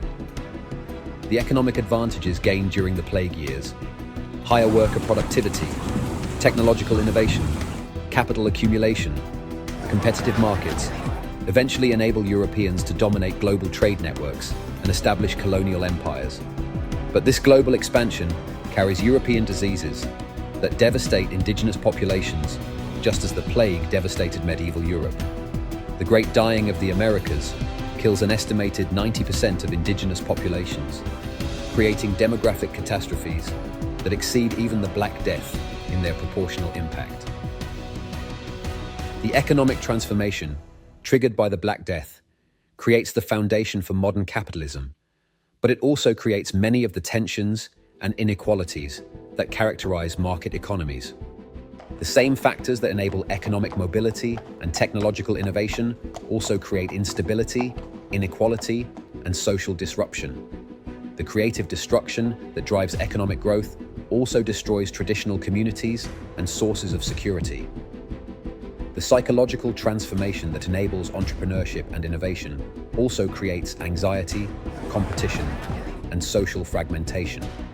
The individualism that drives economic achievement also weakens collective solidarity and mutual support. The Black Death teaches us that catastrophic disruption can become creative opportunity, but also that the benefits and costs of transformation are never equally distributed. The economic revolution that creates modern prosperity also creates modern problems that we're still trying to solve. The plague doesn't just kill the medieval economy, it gives birth to the modern one, with all its promise and all its perils. For nearly 1,000 years, the Catholic Church has provided Europeans with absolute answers to the most fundamental questions of human existence. Why do we suffer? How should we live? What happens when we die? What is God's plan for humanity? The Black Death destroys every answer, leaving spiritual wreckage that will reshape European Christianity forever and plant the seeds of religious revolution that continue to this day. Medieval Christianity operates on a basic framework that makes the Black Death literally impossible to explain within Orthodox doctrine. The core principles, divine justice, meaningful suffering, rewards for virtue, protection for the faithful, simply cannot accommodate the reality of random mass death. When plague kills entire convents of devoted nuns while leaving brothels untouched, traditional explanations collapse. When innocent children suffer agonizing deaths while corrupt merchants survive unscathed, the concept of divine justice becomes meaningless. When prayer provides no protection and virtue offers no reward, the entire structure of medieval religious thought crumbles. Dr. Elena Janega explains the intellectual crisis. One of the big ideas is that God's mad for any number of reasons. And it really depends on who you're asking. If you've got reform individuals like Thomas Wycliffe who says that the church needs to reform, well, the trouble is that God is mad at the church. If you are high up in the church, you blame your parishioners for God's wrath. But blaming human sin creates an impossible logical problem. If the plague is divine punishment for wickedness, why are the most virtuous suffering the most? Religious communities experience mortality rates far exceeding the general population precisely because their calling requires contact with the sick and dying. The church enters the plague, years already weakened by political crisis. The Avignon papacy has relocated papal authority from Rome to France, creating the perception that spiritual leadership is subordinate to secular political interests. Rival claimants compete for papal recognition. Corruption and worldliness have undermined institutional credibility. But nothing prepares the church for the existential challenge of the Black Death.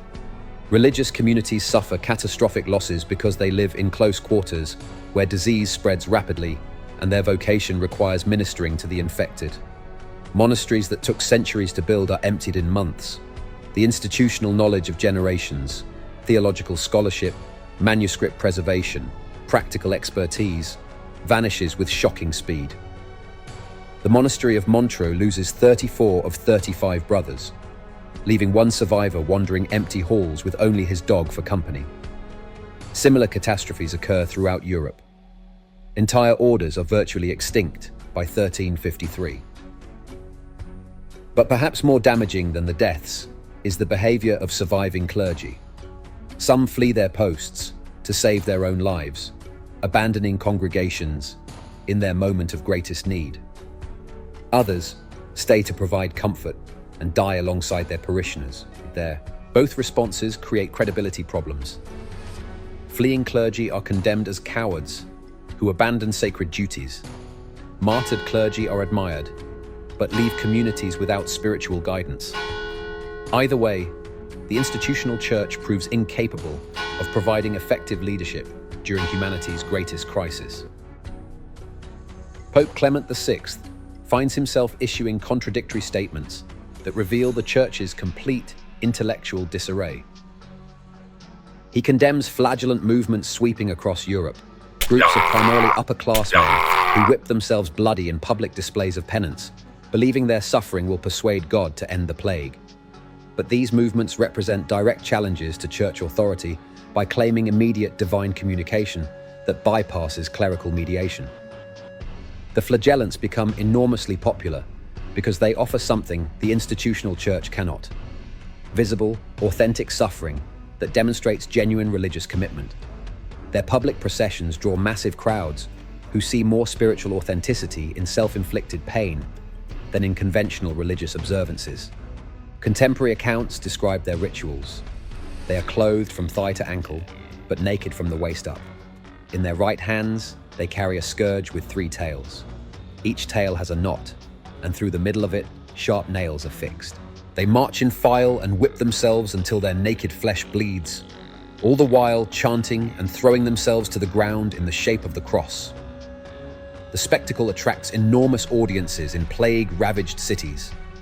People desperate for any explanation, any hope of divine intervention, see more spiritual power in these bloody processions than in traditional church ceremonies.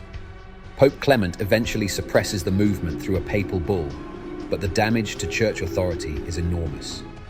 When conventional religious practices fail to provide protection or comfort during the worst crisis in Christian history, people seek alternative forms of spirituality. At the same time, the Pope issues bulls protecting Jews from persecution, asserting their innocence in causing the plague, and offering papal territory as refuge. This puts him at odds with popular opinion and local religious authorities, who often support anti-Jewish violence. The disconnect between papal policy and local practice reveals how little control Rome exercises over European Christianity during the crisis. Parish priests preach sermons blaming Jews. Bishops organize massacres. The institutional church speaks with multiple, contradictory voices. But perhaps the most devastating challenge to church authority comes from the plague's complete indifference to religious devotion. Medieval Christianity teaches that virtue is rewarded and sin is punished, if not immediately, then ultimately. The plague kills randomly, without regard for spiritual merit, charitable works, or religious vocation. Some of the most devoted Christians suffer the most horrible deaths. Some of the most corrupt individuals survive unscathed. The disease shows no respect for religious calling, monastic vows, or charitable service. If anything, religious communities suffer disproportionately because their communal living and charitable activities expose them to greater infection risk. This creates a crisis of faith that goes far beyond institutional politics. If God doesn't protect the faithful, if prayer doesn't provide defense against disease, if virtue isn't rewarded with safety, then what's the point of religious observance? Different people respond to this crisis in radically different ways, creating a fragmentation of European Christianity that will eventually culminate in the Protestant Reformation. Some become religious extremists, interpreting the plague as divine punishment for insufficient devotion. They embrace more austere lifestyles, more demanding spiritual practices, more severe forms of penance. The flagellant movement represents the most visible form of this extremism, but it's part of a broader trend toward radical religious expression. Mystic movements flourish as people seek direct spiritual experiences that bypass failing institutional mediation. New forms of monasticism emerge that emphasize extreme poverty, rigorous self-denial, and complete separation from worldly concerns. These movements attract people seeking religious authenticity in an institutional church that has proven inadequate. Others go in the opposite direction, embracing hedonism and declaring that if death is inevitable and random, they might as well enjoy themselves. Giovanni Boccaccio describes groups in Florence who maintained that drinking heavily, enjoying life, going about singing and celebrating, satisfying in every way the appetites as best one could, laughing, and making light of everything that happened was the best medicine for such a disease. This isn't just philosophical nihilism. It's a rational response to the breakdown of traditional moral frameworks. If virtue provides no protection and sin brings no additional, why not pursue immediate pleasure? The hedonistic response becomes particularly visible in art and literature. The late 14th and early 15th centuries see an explosion of creative works celebrating earthly pleasures, romantic love, and individual achievement. This cultural shift lays the foundation for Renaissance humanism. A third group begins questioning the entire framework of medieval Christianity, challenging not just church corruption, but basic principles of papal authority, clerical privilege, and sacramental theology. Figures like John Wycliffe in England and Jan Hus in Bohemia emerge as reformers who argue that the Church's failure during the plague years proves the need for fundamental reconstruction of Christian doctrine and practice. Wycliffe develops theories of religious authority that bypass institutional hierarchy entirely. He argues that true Christians can communicate directly with God through scripture study and personal devotion. His followers, known as Lollards, create alternative religious communities that reject papal authority. These reformist movements plant the seeds of the Protestant Reformation. When institutional Christianity fails so spectacularly to protect or comfort its followers, people begin seeking direct relationships with God that bypass earthly authorities. The spiritual crisis triggered by the Black Death produces one of the most distinctive artistic traditions in European history: the Memento Mori movement and the Danse Macabre. Remember You Must Die becomes the central theme of late medieval art. Skulls appear in paintings, death imagery becomes common, and artistic works emphasize the universality and inevitability of death. The Danse Macabre becomes the dominant artistic motif, skeletal death leading representatives of every social class, kings and peasants, bishops and beggars, in a dance toward the grave. This tradition represents a complete philosophical revolution. Medieval European society had been built on hierarchy and the assumption that social distinctions carry eternal significance. The plague proves that death recognizes no such distinctions. Rich and poor, powerful and powerless, all are equally vulnerable. This egalitarian vision of mortality becomes one of the foundations of Renaissance humanism and eventually of modern democratic theory. If death makes all equal, perhaps life should reflect that equality as well. The religious changes triggered by the Black Death extend far beyond institutional reform. They represent a fundamental shift in how Europeans understand the relationship between individual and divine, between earthly and eternal, between human agency and cosmic purpose. The monolithic authority of medieval Catholicism never fully recovers from the plague years. Christianity survives, but in forms that would have been unrecognizable to pre-plague believers. Post-plague Christianity becomes more diverse, more questioning, more individualistic. The absolute certainties that characterize medieval religious thought give way to provisional faith, ongoing inquiry, and personal spiritual exploration. This religious transformation intersects with political, economic, and intellectual changes to create the foundation for modern European consciousness. The Renaissance, the Reformation, the Scientific Revolution, the Enlightenment, all trace their origins to the spiritual crisis created by the plague years. The God who emerges from the Black Death is more mysterious, more distant, but also more respectful of human autonomy. The faith that survives is more personal, more questioning, more capable of adapting to new knowledge and changing circumstances. This is the birth of modern religious consciousness, uncertain but resilient, humble but hopeful, aware of its limitations, but committed to the search for meaning in an apparently meaningless universe. The Black Death doesn't destroy religious faith, but it transforms faith so completely that it becomes something entirely new. The spiritual world that emerges from the plague years is recognizably modern in its emphasis on individual responsibility, intellectual inquiry, and tolerance for ambiguity. In destroying medieval certainty, the Black Death creates space for modern spiritual exploration. In shattering traditional authority, it enables new forms of religious freedom. In revealing the randomness of suffering, it paradoxically makes faith more precious and meaningful. The spiritual revolution triggered by the plague continues today, as religious communities struggle with questions first raised in the 14th century. How do we maintain faith in the face of meaningless suffering? How do we find purpose in an apparently random universe? How do we balance institutional authority with individual conscience? The answers developed by plague survivors continue to shape religious thought across denominational and cultural boundaries. The spiritual legacy of the Black Death is not destruction, but transformation.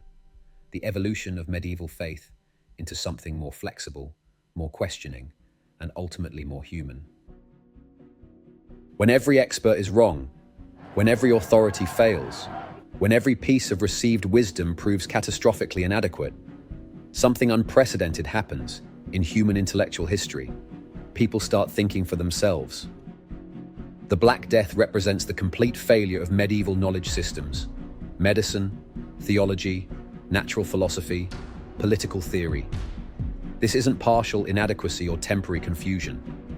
It's comprehensive intellectual collapse that forces a complete reconstruction of how Europeans approach knowledge itself.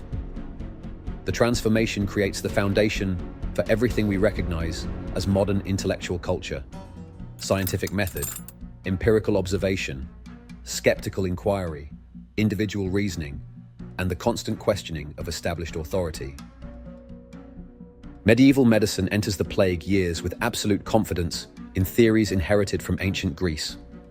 The four humours doctrine, the idea that all disease results from imbalances between blood, phlegm, yellow bile, and black bile, had dominated European medical thought for over 1,000 years. Treatments focus on restoring balance through bloodletting, purging, dietary restrictions, and herbal remedies. Medical education emphasizes memorizing ancient texts rather than observing actual patients. The goal is to understand what ancient doctors taught, not to discover new knowledge about disease. When King Philip VI of France asks the University of Paris medical faculty to explain the plague, 46 distinguished doctors produce an analysis that represents the pinnacle of medieval medical thinking. The disease results from a rare planetary alignment that occurred on March the 20th, 1345. Their explanation is sophisticated, internally consistent, and completely wrong. The triple conjunction of Saturn, Jupiter, and Mars in Aquarius supposedly corrupted the air itself, creating poisonous vapors that cause disease when inhaled. Their recommended treatments: carrying flowers to ward off bad air, avoiding bathing to prevent corrupted vapors from entering through open pores, bloodletting to restore balance, make the situation catastrophically worse. The failure is so complete, so obvious, so deadly, that it discredits not just specific treatments, but the entire theoretical framework of medieval medicine. But intellectual disaster creates intellectual opportunity. When traditional authority fails so spectacularly, people become more willing to trust their own observations, more skeptical of received wisdom, more experimental in their approaches to understanding the natural world. Some doctors begin making observations that approach genuine scientific method. They notice that plague spreads along trade routes. They observe higher mortality in cities than rural areas. They document clustering of cases within families and communities. Most importantly, they begin questioning ancient authorities. If ancient doctors were wrong about plague, what else might they have been wrong about? If astrological explanations prove false, what alternative methods of investigation might prove more reliable? The seeds of modern medical science are planted in the ashes of medieval medical certainty. The idea that knowledge should come from careful observation rather than ancient texts, that theories should be tested against evidence rather than accepted on authority, that understanding should be revised when new information becomes available. All of these revolutionary concepts emerge from the intellectual crisis of the plague years. Medieval philosophy operates on the principle of authority, the idea that truth comes from authoritative texts, primarily Aristotle, as interpreted through Islamic commentaries, rather than from direct observation of the natural world. University education emphasizes preserving and commenting on ancient knowledge. Students learn to interpret texts, not to investigate phenomena. The curriculum focuses on logic, rhetoric, and theology, disciplines that prepare scholars to understand what wise men have written, not to discover new truths about reality. The plague years begin an irreversible shift toward empiricism, the idea that knowledge comes from experience and observation, rather than from textual authority. When every ancient text proves inadequate for understanding the most important crisis of the age, scholars begin looking elsewhere for reliable knowledge. They start paying attention to direct observation, practical experience, and experimental investigation. Medieval universities had been primarily focused on preserving ancient learning. After the plague, university education gradually shifts toward more practical subjects and more questioning approaches to knowledge. Medical schools begin emphasizing anatomy and clinical observation alongside ancient texts. Law schools focus more on contemporary legal problems and less on Roman jurisprudence. Even theological education becomes more questioning and less dogmatic. The transformation isn't immediate or complete. Medieval approaches persist alongside new methods for centuries. But the direction of change is established during the plague years. When traditional knowledge fails catastrophically, people have no choice but to develop better alternatives. The intellectual transformation intersects with economic and social changes to create unprecedented opportunities for innovation. With traditional authorities discredited and social hierarchies disrupted, people from non-traditional backgrounds can contribute to intellectual development.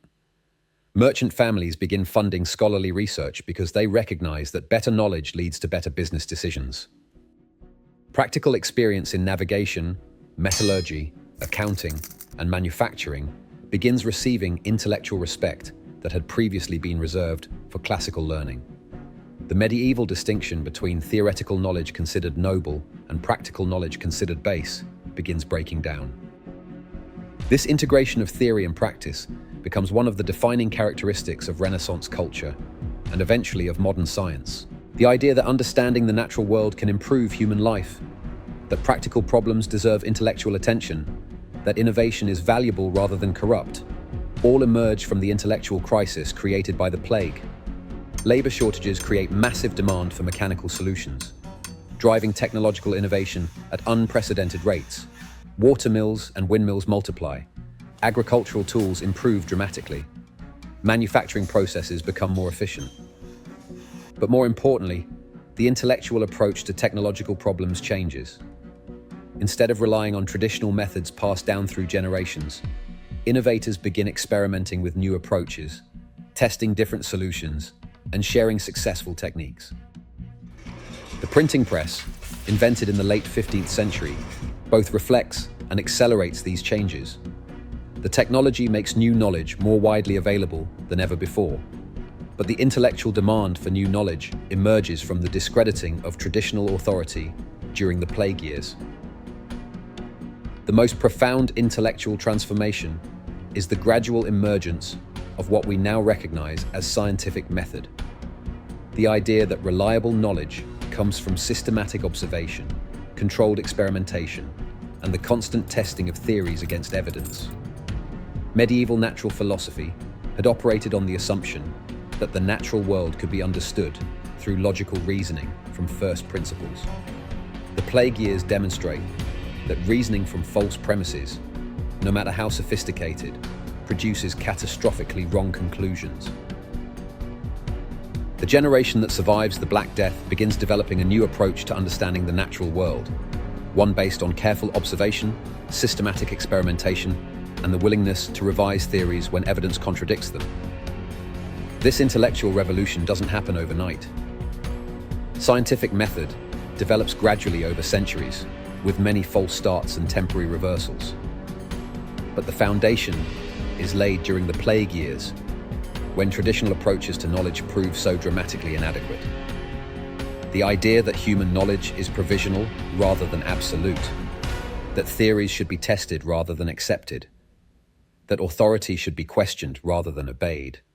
These revolutionary concepts emerge directly from the intellectual crisis created by the Black Death. Perhaps most importantly, the plague years see the emergence of a new relationship with uncertainty itself.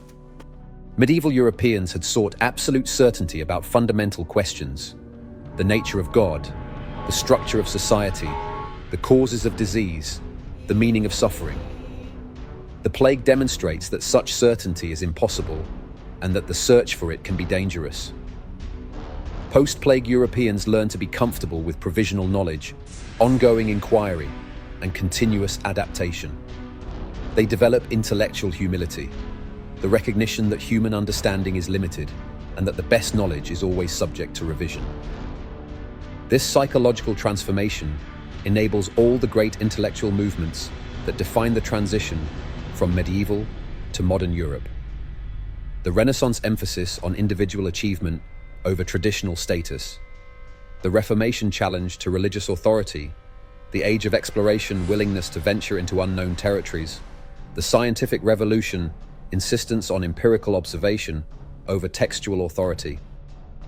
The intellectual courage displayed by plague survivors as they questioned established beliefs, experimented with new approaches, and remained open to unexpected discoveries, provides a model for how to approach uncertainty and change. The intellectual transformation gradually reshapes European education. Universities begin emphasizing critical thinking alongside traditional learning. Students are encouraged to question authorities, conduct experiments, and develop original ideas. The traditional curriculum expands to include new subjects: natural philosophy, experimental investigation, practical mathematics, technological innovation. Most importantly, education begins focusing on developing intellectual skills: observation, analysis, synthesis, evaluation, rather than just memorizing existing knowledge. The goal shifts from preserving ancient wisdom to creating new understanding. The intellectual revolution intersects with broader cultural changes to create a society that values innovation over tradition, discovery over preservation, individual insight over collective wisdom. Renaissance culture emerges directly from this intellectual transformation. The emphasis on individual achievement, artistic innovation, and intellectual curiosity reflects the new approach to knowledge developed during the Plague Years. The idea that human beings can improve their circumstances through better understanding of the natural world, that innovation is valuable rather than dangerous, that change can be positive rather than corrupting, all of these concepts emerge from the intellectual crisis created by the Black Death. The intellectual transformation triggered by the Black Death creates the foundation for modern scientific and technological civilization. The approach to knowledge developed by plague survivors, empirical, experimental, skeptical, adaptable, remains the basis for scientific method today. But the transformation also creates modern intellectual anxieties. When all knowledge becomes provisional, when all authorities can be questioned, when all beliefs can be revised, the comfortable certainties that provided psychological security in the medieval world disappear forever. The modern world gains enormous power to understand and manipulate the natural world, but loses the absolute certainties that provided meaning and comfort to earlier generations. This trade-off, increased capability in exchange for reduced certainty, defines much of modern intellectual life. The Black Death teaches us that catastrophic intellectual failure can become the foundation for unprecedented intellectual success, that the destruction of false certainty can enable the discovery of genuine knowledge, that the collapse of inadequate systems can create space for better alternatives. This lesson remains relevant today as we face our own intellectual challenges. Like the survivors of the Black Death, we must be willing to question established authorities, experiment with new approaches, and remain optimistic about the possibility of finding better solutions to seemingly impossible problems. The intellectual transformation that began in the Plague Years continues today as humanity develops new ways of understanding and improving the world. The modern mind, with its emphasis on empirical investigation, critical thinking, and adaptive learning, remains our best tool for navigating an uncertain future. The Black Death accomplished something unprecedented in human evolutionary history. It created the strongest selection pressure our species has ever experienced, literally rewriting human DNA in ways that remain visible today after 7 centuries. This isn't gradual evolutionary change, accumulating over thousands of years. This is evolution in fast forward, driven by life or death selection that transforms human genetics within just a few generations. The story begins with a simple but profound observation that revolutionizes our understanding of human adaptability. Before the plague, about 0.2% of Europeans carry genetic variants that provide resistance to plague bacteria. Today, about 15% of people of European descent carry these protective genes. a 75-fold increase in just 20 to 25 generations. To put this in perspective, this represents one of the fastest documented examples of natural selection in human evolutionary history. The genetic changes that normally take tens of thousands of years occur in just a few centuries. The main variant involved is CCR5 delta 32, a deletion mutation that eliminates a crucial protein receptor on the surface of immune cells. Under normal circumstances, this receptor allows certain substances to enter cells, including HIV, which is why this mutation also provides protection against AIDS. But plague bacteria have evolved to exploit this same molecular doorway. Yersinia pestis uses the CCR5 receptor as its primary entry point into human immune cells, particularly the white blood cells designed to fight infection. Once inside, it not only survives, but reproduces within the very cells designed to destroy it. Individuals with the CCR5 delta 32 deletion lack this receptor entirely. Their immune cells have no molecular doorway for plague bacteria to exploit. The result? Dramatically increased survival rates during plague outbreaks. This genetic variant is extremely rare in pre-plague European populations, perhaps 1 in 500 individuals. But these rare variants have survival advantages so enormous during the Black Death that they quickly become much more common in the gene pool. The selection pressure operates with brutal efficiency. During plague outbreaks, individuals with protective genetic variants survive at much higher rates than the general population. They live longer, reproduce more successfully, and pass the protective genes to their children at higher frequencies. The demographic impact amplifies the genetic effect. Because plague kills 30 to 60% of most populations, the reproductive advantage of resistance genes is enormous. A genetic variant that increases survival chances by even 10 to 20% can become much more common very quickly when most of the population dies. But the selection operates on multiple genes simultaneously. The plague years don't just select for plague resistance, they select for anything that improves survival during biological catastrophe. Genetic variants that boost immune function become more common.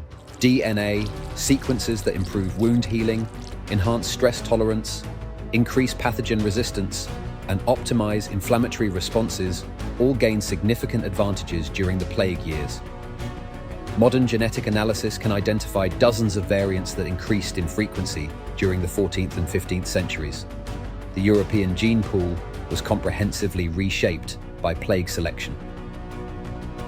Some researchers suggest that the plague also selected for specific behavioral and psychological traits. Variants associated with caution, social cooperation during crisis, and effective stress response might have provided survival advantages.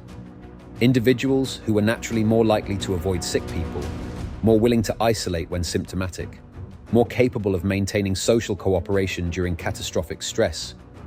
These behavioral tendencies could have had genetic components that were selected for during the plague years.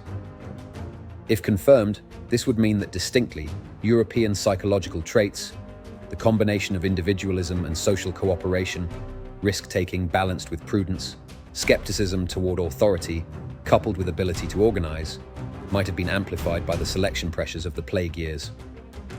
This genetic and behavioral evolution could help explain why post-plague Europe becomes so technologically and economically dynamic.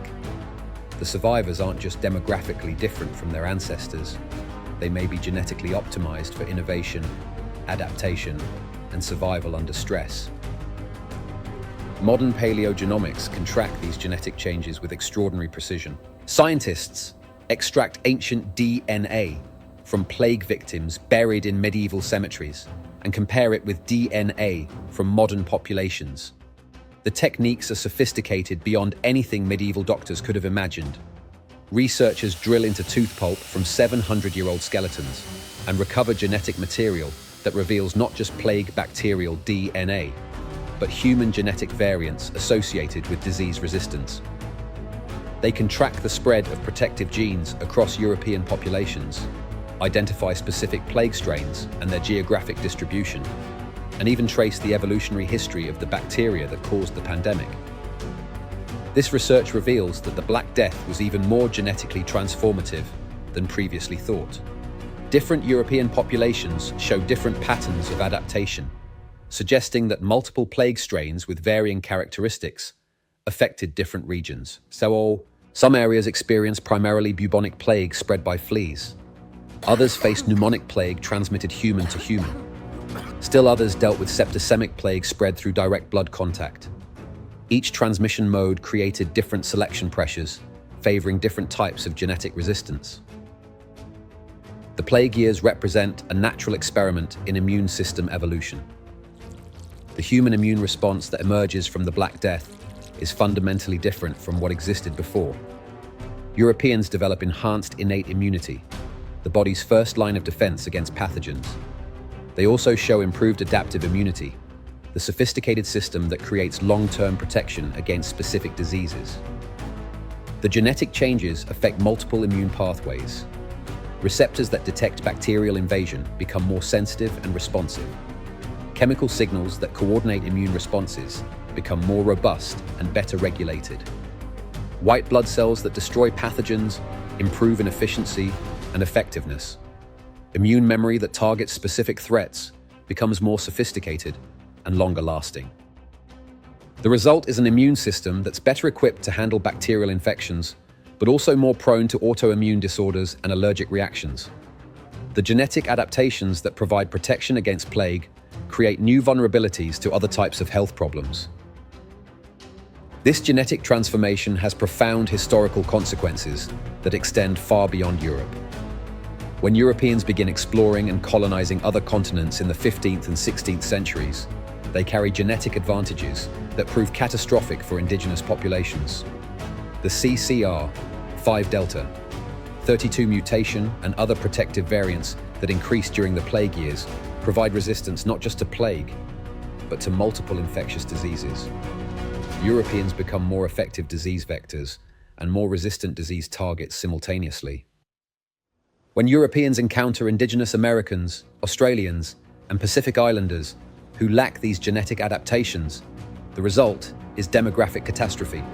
The Great Dying of the Americas kills an estimated 90% of indigenous populations, a biological holocaust that exceeds even the Black Death in its proportional impact. This isn't accidental. Europeans have been genetically selected for disease resistance through centuries of epidemic exposure. Indigenous populations have had no such exposure and therefore lack the genetic tools necessary for survival. The genetic advantage purchased with medieval European blood becomes a weapon of inadvertent biological warfare against the rest of the world. The genetic legacy of the Black Death remains medically relevant today. Pharmaceutical companies study CCR5 delta 32 and related variants as potential targets for new drugs. The genetic mechanisms that provided plague resistance might be exploitable for treating modern diseases. HIV uses the same CCR5 receptor that plague bacteria exploited, which is why plague-resistant genotypes also provide HIV resistance. Cancer researchers study how plague resistance genes affect immune surveillance and tumor suppression. Autoimmune disease specialists investigate connections between medieval disease resistance and modern inflammatory disorders. The genetic changes triggered by the Black Death continue to influence European health patterns today, more than 700 years after the original selection pressure. Perhaps most importantly, the genetic research on the Black Death reveals how rapidly human evolution can occur under intense selection pressure. The traditional view of evolution as a slow, gradual process is contradicted by the rapid genetic changes documented during the plague years. When selection pressure is strong enough, significant genetic adaptation can occur within just a few generations. This has important implications for how we think about human adaptability. If medieval Europeans could undergo substantial genetic changes in response to biological threats, modern humans retain the same evolutionary potential. We're not evolutionary endpoints. We're still evolving, still adapting, still changing in response to environmental pressures. The genetic capacity for rapid adaptation that enabled medieval Europeans to survive the Black Death remains available to modern humans facing new challenges. The genetic research also raises important ethical questions about how we understand human diversity and historical inequality. The genetic advantages that enabled some populations to survive epidemic diseases, while others perished, help explain patterns of global inequality that persist today. But this scientific understanding must be balanced against the risk of genetic determinism or racial prejudice. The lesson of plague genetics isn't that some populations are inherently superior to others, but that all human populations have remarkable adaptive potential when faced with existential challenges. The Europeans who survived the Black Death weren't genetically superior to their ancestors. They were genetically adapted to a specific set of challenges. Under different circumstances, different genetic variants would provide advantages. As we face our own global challenges, emerging diseases, climate change, technological disruption, the genetic story of the Black Death provides both warning and hope. Warning that evolution is driven by survival pressure, that adaptation often comes at enormous cost, that genetic advantages for some populations can create disadvantages for others. But also hope that human beings possess remarkable evolutionary potential, that we can adapt to almost any challenge if we survive long enough to evolve solutions, that the genetic flexibility revealed by plague research remains available for future adaptation. The DNA of plague survivors, preserved in the genes of their descendants, testifies to the power of human resilience and the possibility of evolutionary transformation, even in the face of seemingly impossible odds. The Black Death teaches us that we are still evolving, still adapting, still changing in response to the challenges we face. The genetic revolution that began in the plague years continues today as humanity confronts new threats and develops new capabilities. Evolution never stops. Adaptation never ends. And the human capacity for survival, demonstrated so dramatically during the Black Death, remains our greatest strength as we face an uncertain future. As the last plague ships disappear over the horizon and the final mass graves are covered with earth, survivors emerge into a world so fundamentally transformed that they might not recognize the civilization they grew up in. This isn't recovery from disaster. This is the birth of an entirely new form of human society. The medieval world has died, and what rises from its ashes is the foundation of everything we recognize as modern civilization. The transformation operates on every level simultaneously: demographic, economic, political, social, cultural, psychological, and even genetic. By 1400, Europe has become fundamentally different from the continent that existed in 1300. Same geography, same climate, but entirely different people, living entirely different lives with entirely different assumptions about reality itself. Europe's population structure undergoes the most dramatic transformation in human history. From about 75 million people in 1300, the continent drops to perhaps 50 million by 1400, a decline that represents the greatest demographic catastrophe ever recorded. But the raw numbers don't capture the qualitative changes. The population that emerges from the plague years is genetically different, psychologically transformed, and culturally revolutionary. About 40,000 villages, roughly 25% of all medieval settlements, have vanished entirely.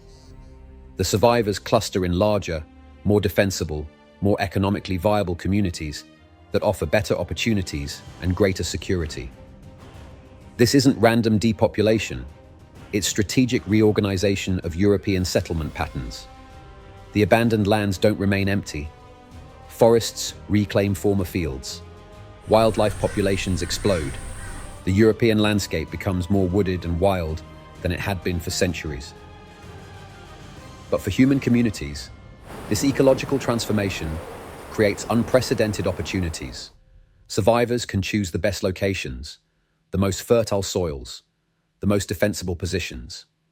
Agricultural productivity, actually improves as farmers abandon marginal land and concentrate on high-quality plots. The economic changes are so revolutionary, they create the foundation for capitalism, industrialization, and eventually global economic dominance. With labor scarce and land abundant, the entire basis of medieval wealth shifts from territorial control to capital accumulation. Traditional feudal relationships become economically impossible to maintain when workers can simply walk away to better opportunities. The chronicler at Rochester Cathedral describes the transformation with obvious dismay. Such a shortage of workers ensued that the humble turned up their noses at employment and could scarcely be persuaded to serve the eminent, unless for triple wages. Triple wages represent just the beginning. Surviving workers gain bargaining power that enables them to demand not just higher pay, but better working conditions, legal protections, political rights, and social mobility. For the first time in European history, birth doesn't completely determine destiny. A peasant's son might become a merchant when local trading families die out. A merchant's daughter might marry into nobility when noble bloodlines need rebuilding.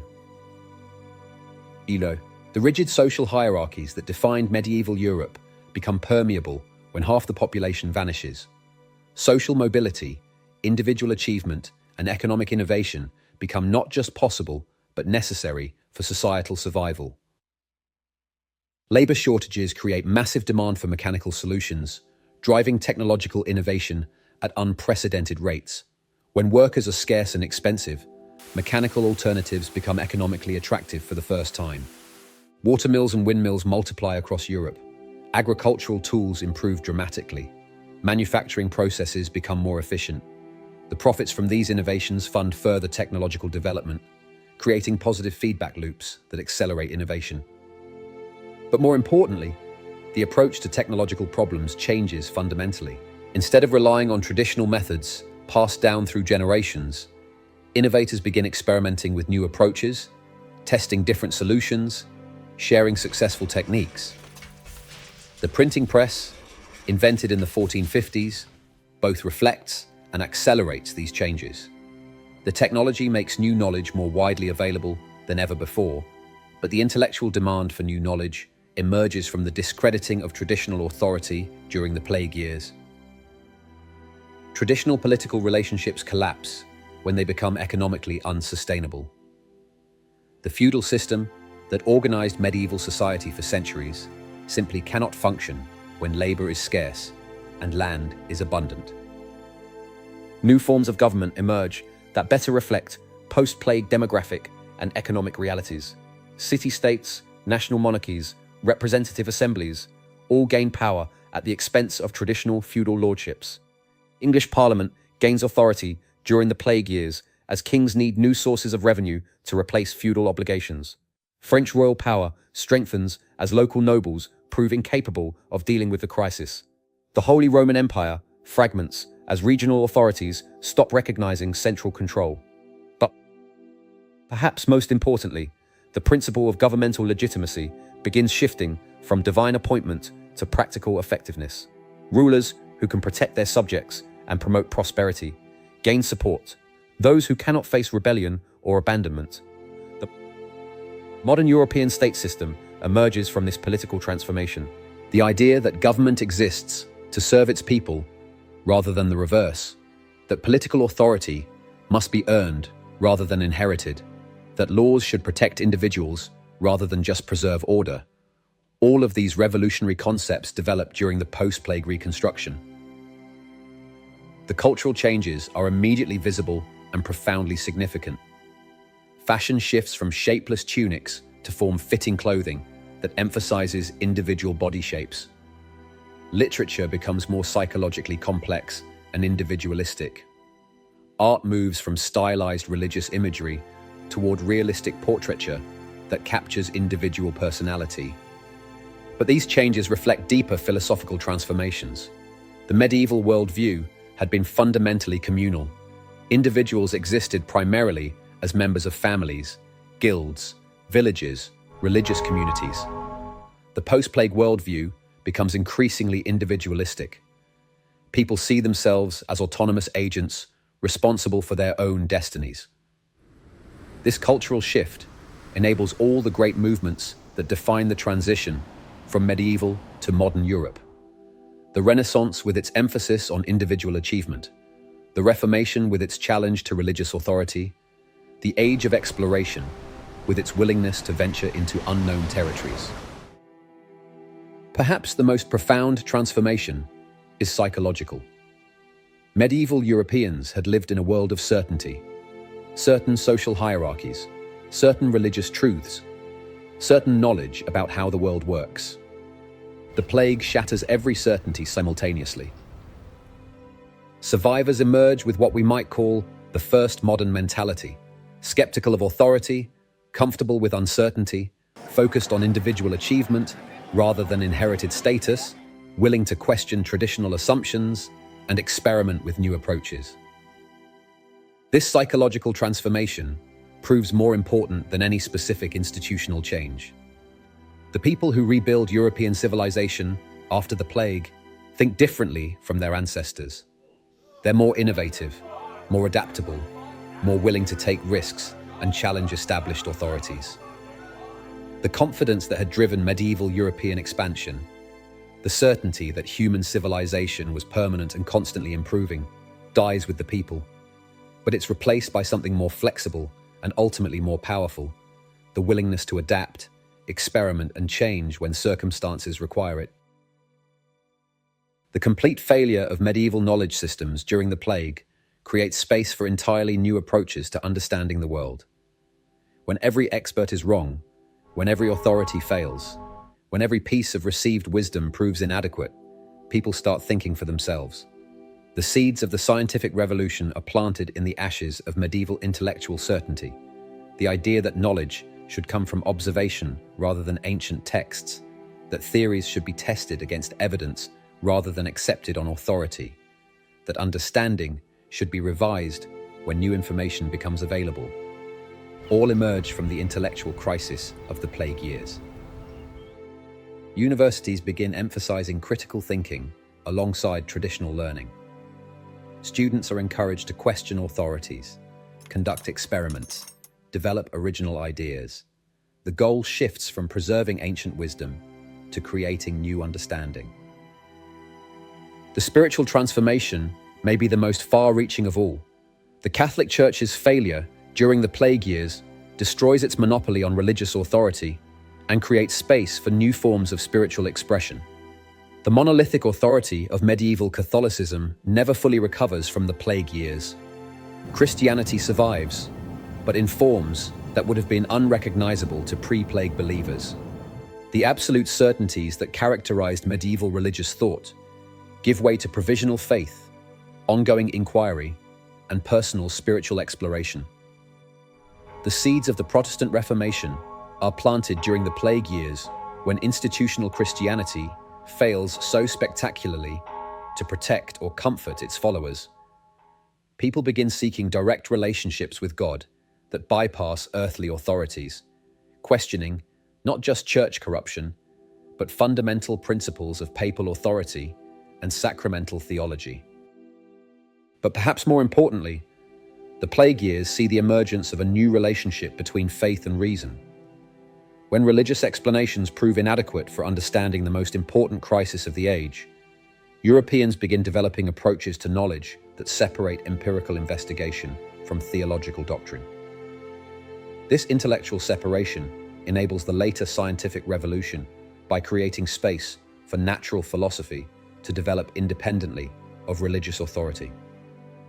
The modern concept of secular knowledge, understanding of the natural world that doesn't require religious validation, emerges from the spiritual crisis created by the Black Death. The cultural transformation produces some of the most distinctive artistic traditions in European history. The danse macabre becomes the dominant motif, skeletal death leading representatives of every social class in a dance toward the grave. This artistic tradition represents a complete philosophical revolution. Medieval European society had been built on hierarchy and the assumption that social distinctions carry eternal significance. The plague proves that death recognizes no such distinctions. Rich and poor, powerful and powerless, all are equally vulnerable. This egalitarian vision of mortality becomes one of the foundations of Renaissance humanism and eventually of modern democratic theory. If death makes all equal, perhaps life should reflect that equality as well. But the artistic revolution goes beyond subject matter to technique and approach. Artists begin emphasizing individual expression over traditional forms, realistic observation over stylized representation, secular themes over exclusively religious content.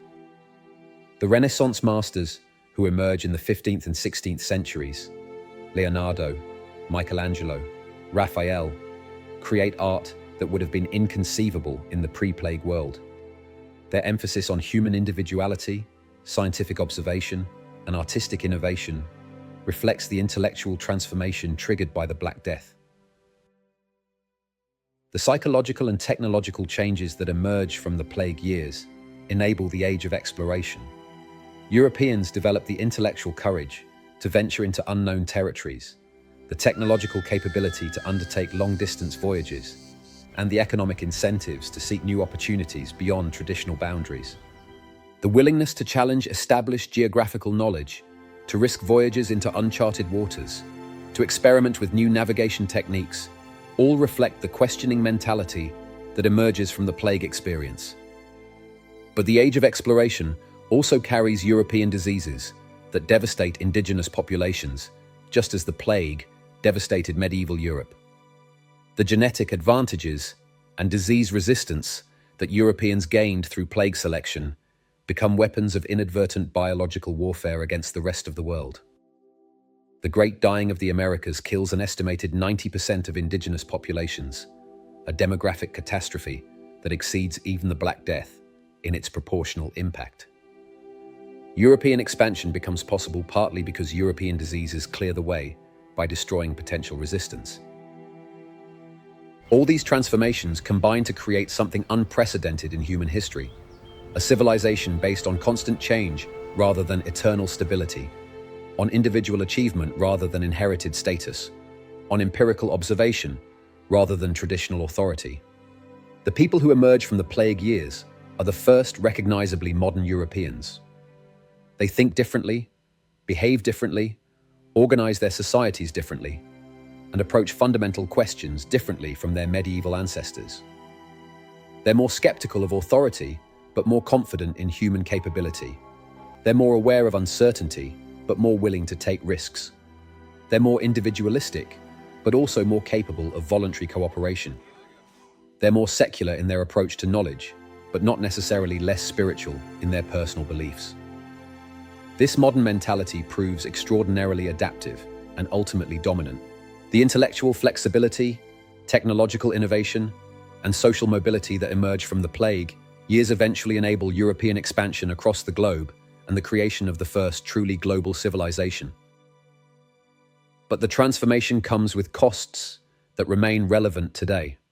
The individualism that enables innovation also weakens traditional sources of social support. The skepticism that challenges false authority also undermines valuable traditions. The mobility that creates opportunities also destroys stable communities.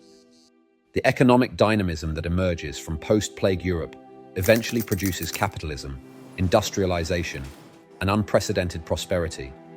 But it also creates inequality, instability, and environmental destruction that we're still struggling to address. The intellectual revolution that begins with questioning medieval authority eventually produces the scientific revolution, the Enlightenment, and modern democracy. But it also creates existential anxiety, cultural fragmentation, and the loss of traditional certainties that provided meaning and comfort. The genetic and cultural advantages that enable European expansion eventually create global dominance and technological supremacy. But they also enable colonialism, slavery, and the destruction of indigenous civilizations around the world. The Black Death forces a question that remains central to modern civilization.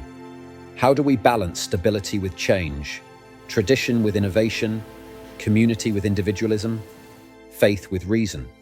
The medieval world had emphasized stability, tradition, community, and faith, sometimes to the point of rigidity and stagnation. The modern world that emerges from the plague emphasizes change, innovation, individualism, and reason, sometimes to the point of instability and fragmentation. Neither approach provides perfect solutions to the fundamental challenges of human existence. The ongoing tension between these approaches continues to shape political, economic, social, and cultural developments today. By 1500, the transformation triggered by the Black Death has created a European civilization that's recognizably modern in its essential characteristics: social mobility, individual achievement, technological innovation, religious diversity, political experimentation, economic capitalism, intellectual inquiry. All the features we associate with modernity have their origins in the post-plague reconstruction. This European modernity soon encounters the rest of the world through exploration, trade, and conquest. The results are mixed: unprecedented global integration and technological advancement, but also unprecedented inequality and cultural destruction. The modern world system that emerges from European expansion carries both the promise and the perils of the transformation that began in the plague years. Global trade networks that create prosperity also create vulnerability. Technological capabilities that solve problems also create new challenges. Cultural exchanges that spread knowledge also spread conflict. The transformation triggered by the Black Death doesn't end in 1500 or 1600 or even today. The intellectual, cultural, and social changes that began in the plague years continue to evolve and develop. The scientific method that emerges from medieval intellectual crisis continues to generate new knowledge and capabilities. The individualism that develops from social disruption continues to create new forms of human freedom and achievement. The economic innovations that emerge from demographic catastrophe continue to drive technological and social change. But the fundamental questions raised by the Black Death remain unresolved. How do we create stable societies in an unstable world? How do we balance individual freedom with collective responsibility? How do we maintain hope and meaning in the face of mortality and uncertainty? The medieval world died in the plague years, but the questions it faced about suffering, mortality, justice, meaning, and human purpose remain as relevant today as they were 700 years ago. The Black Death teaches us that catastrophic disruption can become creative transformation, that the destruction of inadequate systems can enable the creation of better alternatives, that human resilience and adaptability can overcome seemingly impossible challenges. But it also teaches us that transformation comes with costs, that progress creates new problems even as it solves old ones, that the benefits and burdens of change are never equally distributed. The modern world is the child of the medieval plague years. Understanding that parentage, both its promise and its perils, remains essential for navigating our own uncertain future. The birth of modernity required the death of medievalism. What our own transformation will require remains to be seen. Here's the fact that will destroy your sense of security: the plague never went away. After the Black Death officially ends in 1353, the bacteria that caused it doesn't disappear. It becomes a permanent part of the European ecosystem, returning with clockwork regularity for the next 400 years. Each return kills thousands more, prevents population recovery, and traumatizes the survivors who thought the nightmare was over. The pattern is as predictable as it is terrifying. 1361 to 63, 1369 to 71, 1374 to 75, 1390, 1400, and dozens of smaller outbreaks. At first, the plague returns every 15 to 20 years. As human populations develop some resistance and immunity, the intervals stretch to 35 to 50 years, but it never disappears completely. People live their entire lives knowing that the plague could return at any moment. Imagine the psychological impact. You survive one outbreak as a child, watch your siblings die. You rebuild your life, marry, have children. Then the plague returns when you're middle-aged and you watch your own children die. If you're unlucky enough to live to old age, you might experience 3 or 4 major outbreaks in a single lifetime. This creates a fundamentally new form of collective trauma that shapes European consciousness for centuries. The knowledge that their entire civilization could vanish overnight, that everything they build might be destroyed by an invisible enemy they can't understand or control.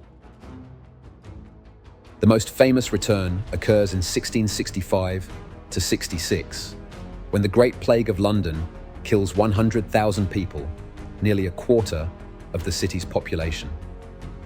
Samuel Pepys documents this outbreak in his famous diary, revealing that even 3 centuries after the Black Death, Europeans still don't understand what causes plague or how to stop it. Pepys' entries capture the horror. July the 30th, 1665. It is fearful to think how the plague spreads and to see how all the neighborhood is visited.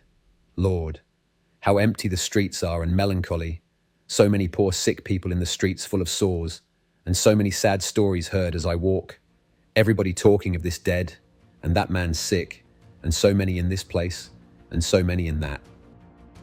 The same ignorance that characterized the Black Death persists centuries later. Authorities blame bad air and recommend carrying herbs and flowers. They order the killing of cats and dogs, which actually makes the situation worse by allowing rat populations to explode. They implement quarantine measures that trap the healthy with the infected. The last major European outbreak occurs in Marseille in 1720, killing 40,000 people. But by then, European expansion has spread plague globally through colonial trade networks. The globalization of plague reaches its climax in the third pandemic, which begins in China in 1855 and spreads worldwide. This outbreak kills 15 million people in China and India alone, demonstrating that plague remains capable of causing massive mortality even in the modern era. The disease reaches San Francisco in 1900, carried by rats on ships from Hong Kong. Despite modern medical knowledge and public health measures, the outbreak lasts until 1904 and requires massive efforts to contain. Los Angeles experiences another outbreak in 1924, proving that plague can emerge in any modern city with sufficient rat populations and international trade connections. As recently as 1994, an outbreak in India kills 52 people and triggers international panic. Modern antibiotics can treat plague effectively if given quickly, but the disease remains capable of causing significant death in areas with limited medical care.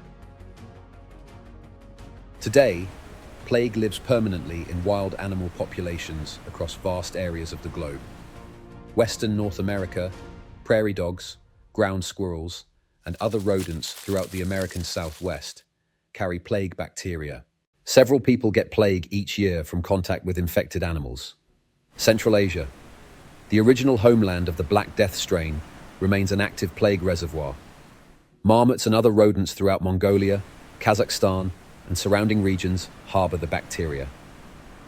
Madagascar, one of the world's most active plague areas, with hundreds of cases reported every year. Poor living conditions and limited medical access make Madagascar particularly vulnerable to outbreaks. Democratic Republic of Congo, another major plague reservoir in Central Africa, where the disease circulates among multiple rodent species. Peru and Bolivia, high-altitude plague reservoirs in the Andes Mountains, where traditional communities remain vulnerable to outbreaks.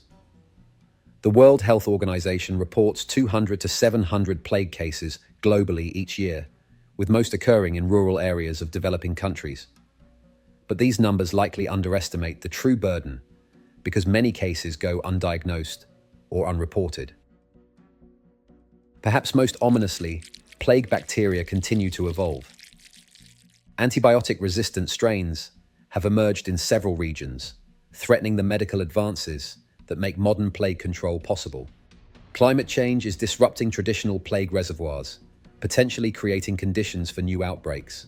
Rising temperatures expand the geographic range of plague-carrying fleas. Changing rainfall patterns affect rodent population dynamics. Human encroachment into wilderness areas increases contact between people and plague reservoirs. The same factors that triggered the original emergence of the Black Death, climate change, habitat disruption, increased contact between immune and non-immune populations, are operating today on a global scale. Contemporary civilization faces many of the same vulnerabilities that made medieval Europe so susceptible to pandemic disease. Global trade networks that can spread diseases worldwide within hours rather than years. A plague outbreak anywhere can potentially reach everywhere faster than medieval Europeans could have imagined. Urban concentration that creates ideal conditions for disease transmission. Modern megacities in developing countries often lack the sanitation infrastructure necessary to prevent plague transmission. Antibiotic resistance that reduces the effectiveness of modern medical countermeasures. If plague bacteria become resistant to standard antibiotics, we could face death rates approaching medieval levels. Social inequality that creates differential vulnerability to disease. Just as plague disproportionately affected the poor in medieval Europe, modern outbreaks tend to impact marginalized communities with limited access to healthcare. Political instability that disrupts disease surveillance and control efforts. Wars, civil conflicts, and governmental collapse create conditions favorable for disease emergence and spread. Perhaps most terrifyingly, plague bacteria could be deliberately weaponized for biological warfare. The Soviet Union developed antibiotic-resistant plague strains for military use during the Cold War. While these programs officially ended with the USSR's collapse, the knowledge and techniques remain available. Terrorist organizations or rogue states could potentially use plague as a biological weapon, creating outbreaks that would be extremely difficult to contain and control.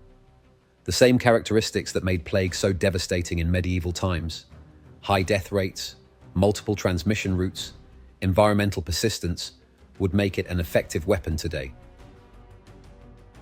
Several factors suggest that plague risk may be increasing.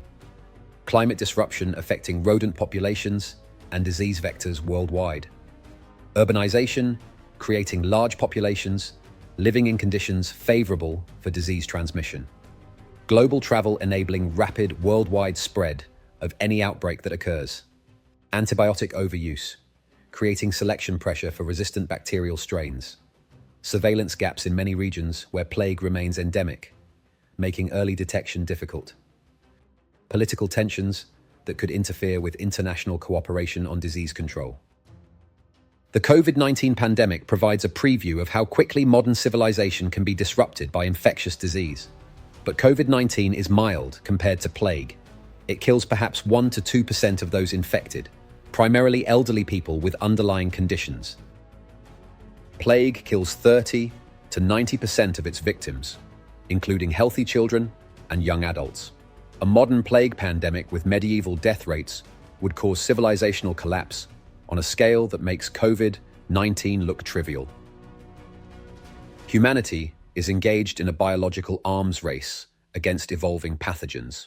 Our medical technology and public health capabilities advance rapidly, but bacterial evolution continues as well. The question isn't whether plague will return. It never left. The question is whether our defenses will prove adequate when it does return in a more virulent or resistant form. We have advantages medieval Europeans couldn't imagine: antibiotics, vaccines, global disease surveillance, rapid communication, international cooperation on health threats. But we also have vulnerabilities they didn't face: global travel networks, urban megaslums, antibiotic resistance, biological weapons technology. The outcome of this biological arms race will determine whether humanity continues its technological and social development or faces another civilizational collapse comparable to the Black Death. The recurring return of plague throughout history teaches several crucial lessons. Complacency is dangerous. Each generation tends to forget the lessons of previous outbreaks, becoming vulnerable to the same mistakes that killed their ancestors. Preparation is essential. Societies that maintain disease surveillance, medical infrastructure, and emergency response capabilities fare better than those that neglect these investments. International cooperation is crucial. Diseases don't respect national boundaries, making global coordination essential for effective control. Social inequality amplifies risk. Marginalized populations often serve as disease reservoirs that threaten entire societies. Scientific understanding is vital. Accurate knowledge about disease transmission and treatment remains our most effective defense against pandemic threats. The Black Death didn't disappear in 1353. It became a permanent feature of human existence, returning periodically to remind each generation that civilization remains vulnerable to biological threats. The plague is still out there, waiting in rodent burrows and flea guts, biding its time until conditions align for another emergence. Climate change, urbanization, global travel, antibiotic resistance, all the factors that could trigger another pandemic are accelerating. Whether we're prepared for the next great plague outbreak remains to be seen. The stakes couldn't be higher. The survival of human civilization itself. The dance with death continues, as it has for 7 centuries, as it will for centuries to come. The music is the heartbeat of human mortality, sometimes slow and mournful, sometimes fast and desperate, always carrying us forward into an uncertain future. The medieval world learned the price of biological vulnerability at enormous cost. Whether the modern world will learn from their example or repeat their mistakes remains one of the most important questions facing humanity today. The plague never left. The question is whether we're ready for its return. The date is January the 15th, 2025. Somewhere in the mountains of Central Asia, perhaps Kazakhstan, perhaps Mongolia, perhaps the same region where the Black Death emerged 700 years ago, a marmot dies. It's been an unusually warm winter. Climate change has disrupted traditional hibernation patterns. Rodent populations are stressed, undernourished, moving into new territories as their traditional habitats become uninhabitable. The marmot that dies today carries plague bacteria in its bloodstream, but this isn't the same bacteria that killed medieval Europeans. This strain has been evolving for 7 centuries, developing resistance to multiple antibiotics, adapting to modern conditions, perfecting new strategies for infection and transmission. When local fleas feed on the corpse, they become carriers of what may be the most dangerous pathogen on Earth, antibiotic-resistant plague bacteria optimized for survival in the modern world. Within hours, those fleas will jump to domestic animals in a nearby village. Within days, the first human cases will appear. Within weeks, if conditions align correctly, we could be facing a pandemic that makes COVID-19 look like a minor inconvenience. This scenario isn't science fiction. It's biological reality, operating according to principles that have shaped life on Earth for billions of years. And it's more likely today than at any time since the original Black Death. Every factor that enabled the Black Death to devastate medieval Europe is present in amplified form in the modern world. Global connectivity that exceeds anything medieval merchants could have imagined. A person infected with plague in rural Mongolia can be in London, New York, or Tokyo within 24 hours. The trade networks that took months to carry plague across Eurasia in the 14th century now operate in real time. Urban density that creates ideal conditions for human-to-human transmission. Modern megacities house more people in closer proximity than any medieval city. Slums in cities like Dhaka, Lagos, or Mumbai pack millions into conditions that make medieval European cities look spacious and clean. Vulnerable populations weakened by malnutrition, stress, and underlying health conditions. While overall global health has improved, billions of people still live in conditions that would make them highly susceptible to plague infection. Climate disruption that's affecting disease reservoirs worldwide. Rising temperatures are expanding the geographic range of plague-carrying fleas. Changing rainfall patterns are altering rodent population dynamics. Environmental stress is forcing wildlife into closer contact with human populations. Antibiotic resistance that threatens our primary medical defense against bacterial infections. Some plague strains have already developed resistance to first-line antibiotics. Multi-drug resistant tuberculosis provides a model for how quickly bacteria can evolve to overcome medical countermeasures. Political instability that could disrupt international cooperation on disease control. Trade wars, nationalism, and geopolitical tensions make coordinated global responses more difficult just when they're most needed. Surveillance gaps in many regions where plague remains endemic. Despite modern technology, vast areas of the world lack adequate disease monitoring systems. A plague outbreak could spread for weeks before being detected and reported. Perhaps most ominously, plague bacteria could be deliberately weaponized by terrorist organizations or hostile nations. The Soviet Union's biological weapons program developed antibiotic-resistant plague strains specifically for military use.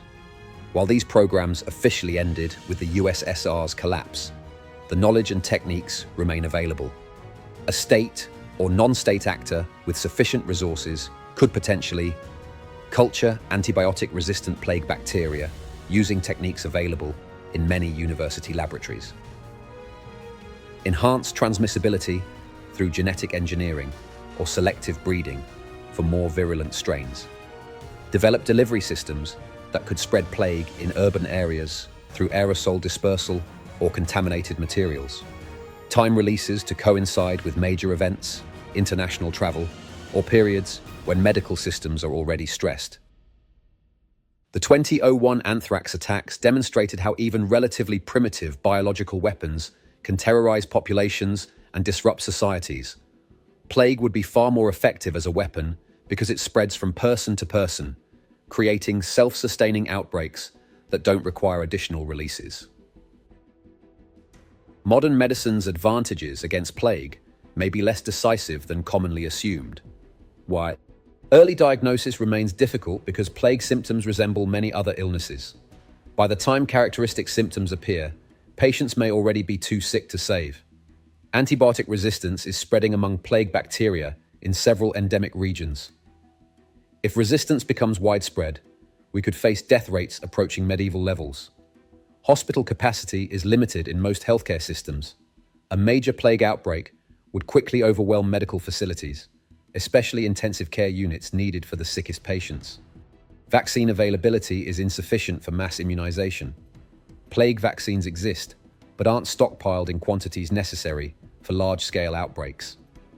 Public health infrastructure varies dramatically between developed and developing countries. An outbreak in regions with limited medical capabilities could spread globally before effective containment measures are implemented. Modern societies may be more vulnerable to pandemic disruption than medieval communities in some crucial respects. Supply chain complexity means that disrupting key nodes can cause cascading failures throughout the economic system. Medieval communities were largely self-sufficient. Modern cities depend on complex networks for food, energy, and essential services. Information warfare could amplify panic and interfere with effective responses. Social media enables the rapid spread of misinformation that could undermine public health measures. Political polarization makes coordinated responses more difficult. The COVID-19 pandemic demonstrated how public health measures can become politicized, reducing their effectiveness. Economic inequality creates differential vulnerability to disease. While overall living standards have improved, economic stratification means that large populations still live in conditions conducive to disease transmission. Social isolation reduces community resilience. Medieval Europeans lived in tight-knit communities that provided mutual support during crises. Modern urban populations are often isolated and lack strong social networks. Climate change is creating conditions that favor plague emergence and spread. Temperature increases are expanding the geographic range of plague, carrying fleas and extending their active seasons. Precipitation changes are altering rodent habitat and population dynamics, potentially bringing immune and non-immune populations into contact. Extreme weather events are forcing wildlife movement and human displacement, increasing opportunities for cross-species transmission. Habitat destruction is bringing humans into closer contact with plague reservoirs as development encroaches on wilderness areas. Agricultural intensification is creating monocultures that may be more vulnerable to disease outbreaks, potentially affecting both wildlife and domestic animal populations. Several indicators suggest that plague risk may be increasing. Increasing plague cases reported annually in endemic regions, suggesting expansion of disease reservoirs. Antibiotic resistance emergence in plague bacteria from multiple geographic locations. Climate-related changes in rodent populations and flea distributions. Political instability in regions where plague is endemic, reducing surveillance and control capabilities. Urban growth in areas near plague reservoirs, increasing human exposure risk. International travel increases from endemic regions, facilitating global spread if outbreaks occur. The COVID-19 pandemic provides a preview of how modern societies respond to biological threats, and the lessons are sobering. Economic disruption was massive despite relatively low death rates. A plague pandemic with medieval death rates would cause economic collapse on an unprecedented scale.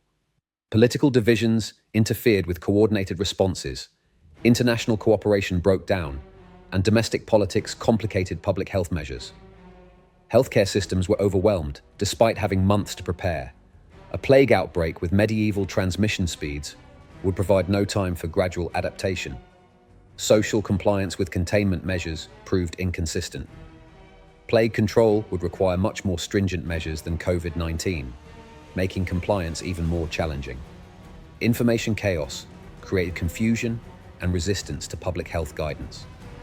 Plague outbreaks would provide even more opportunities for misinformation and panic. Modern technology provides both advantages and vulnerabilities in plague control. Advantages include rapid global communication for outbreak alerts, advanced diagnostic techniques for early detection, sophisticated epidemiological modeling for outbreak prediction, improved transportation for medical supplies and personnel, better understanding of disease transmission mechanisms. Vulnerabilities include global transportation networks that enable rapid disease spread, urban infrastructure that creates ideal transmission conditions, information systems that can spread panic and misinformation, economic complexity that makes systems more fragile during disruption, technological dependence that could amplify collapse if key systems fail. Humanity is engaged in an ongoing evolutionary arms race with pathogenic bacteria. Our medical advances select for more resistant bacterial strains. Our public health measures create pressure for more transmissible variants. Our global connectivity provides opportunities for worldwide spread. Plague bacteria have been evolving for millions of years. They survived the ice ages, adapted to multiple host species, developed resistance mechanisms that enabled persistence through centuries of human countermeasures. There's no reason to believe they can't continue evolving to overcome modern defenses. The bacteria that emerge in the next major plague outbreak may be fundamentally different from the strains that caused historical pandemics. They may be more transmissible, more resistant to treatment, more capable of surviving in different environments, more effective at manipulating host behavior. Evolution never stops, adaptation never ends, and pathogens evolve much faster than their hosts. The question isn't whether plague will return in pandemic form. The question is when, where, and whether we'll be ready. Every year that passes without a major outbreak doesn't reduce the risk. It may actually increase it by allowing complacency to grow, surveillance systems to weaken, and resistant strains to develop. Climate change continues to disrupt disease reservoirs. Global travel continues to expand. Urban populations continue to grow. Antibiotic resistance continues to spread. Political tensions continue to complicate international cooperation. The conditions for the next great plague pandemic are assembling.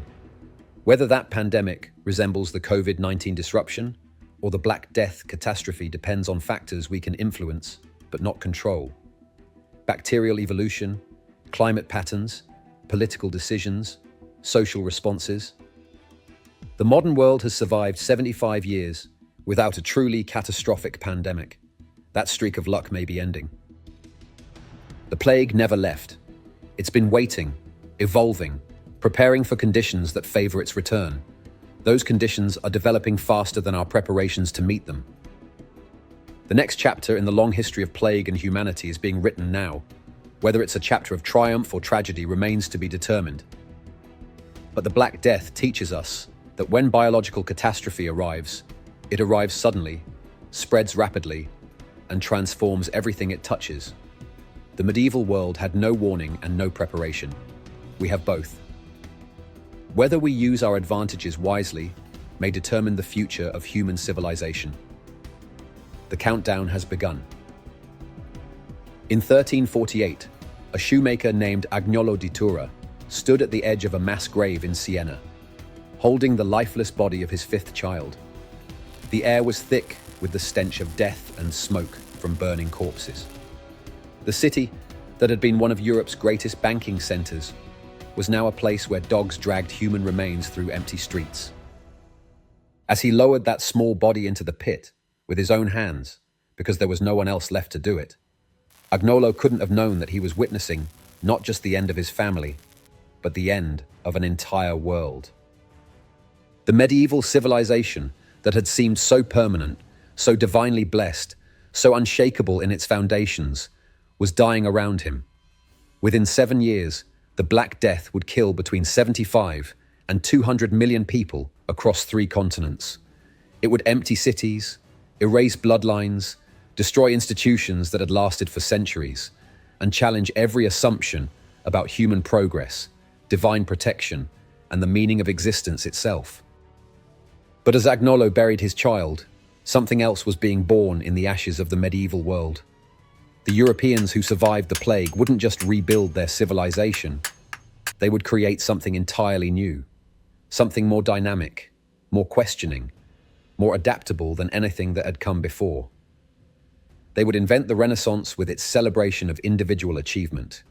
They would launch the Age of Exploration, carrying European influence to every corner of the globe. They would develop the scientific revolution, creating new ways of understanding the natural world. They would birth the modern economy with its emphasis on innovation and change. Most importantly, they would develop a new relationship with uncertainty itself.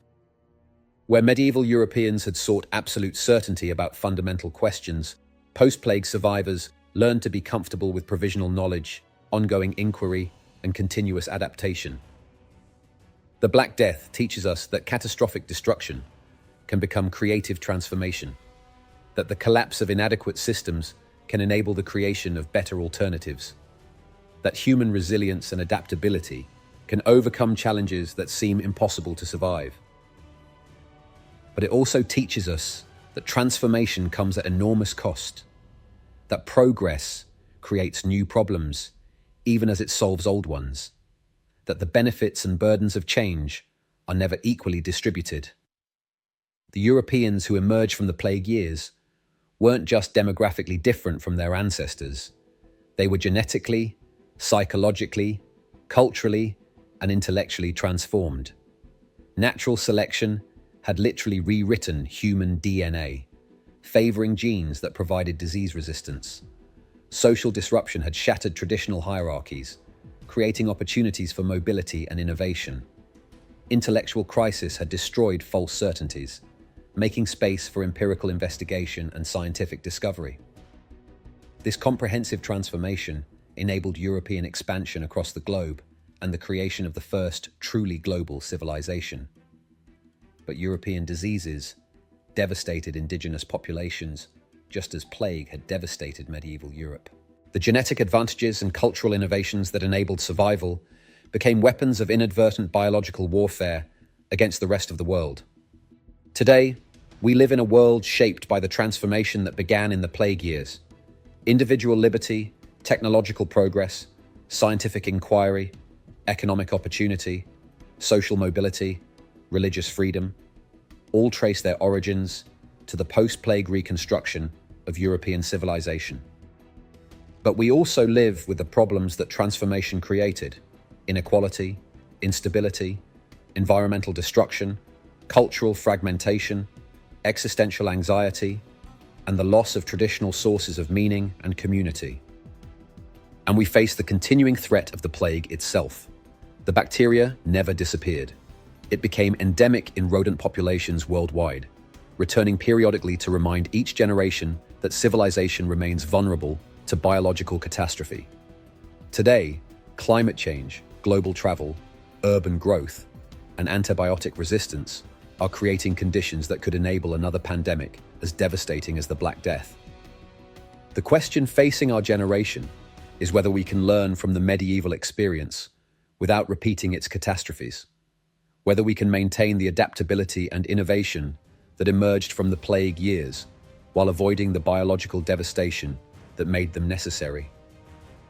The Black Death reveals both the fragility and the resilience of human civilization. It shows us that even the most sophisticated societies can collapse overnight when faced with challenges they're not prepared to meet. But it also shows us that human beings possess remarkable capacity for survival, adaptation, and transformation. The medieval world died in the plague years, but its death gave birth to the modern world. What our world's transformation will require and what will emerge from it remains to be written. The dance between death and life continues as it has for 7 centuries. Sometimes the music is slow and mournful as we mourn what we've lost. Sometimes it's fast and joyous as we celebrate what we've gained. Always, it carries us forward into an uncertain but potentially hopeful future. The plague taught medieval Europeans that nothing is permanent except change itself, that the only certainty is uncertainty, that the only constant is transformation. But it also taught them that change can be positive, that uncertainty can be energizing, that transformation can be liberating. 700 years later, we dance to the same rhythm. The lessons remain the same. Catastrophe can become opportunity, endings can become beginnings, death can give birth to new forms of life. But the dance requires partners. It requires courage to face uncertainty, wisdom to learn from the past, and hope to believe in the possibility of a better future. It requires the willingness to adapt when circumstances change, to innovate when old solutions fail, and to cooperate when individual efforts prove insufficient. Most importantly, it requires the recognition that we are not victims of history, but its authors, not passengers on the ship of civilization, but its crew, not observers of the dance between death and life, but its choreographers. The Black Death ended one world and began another.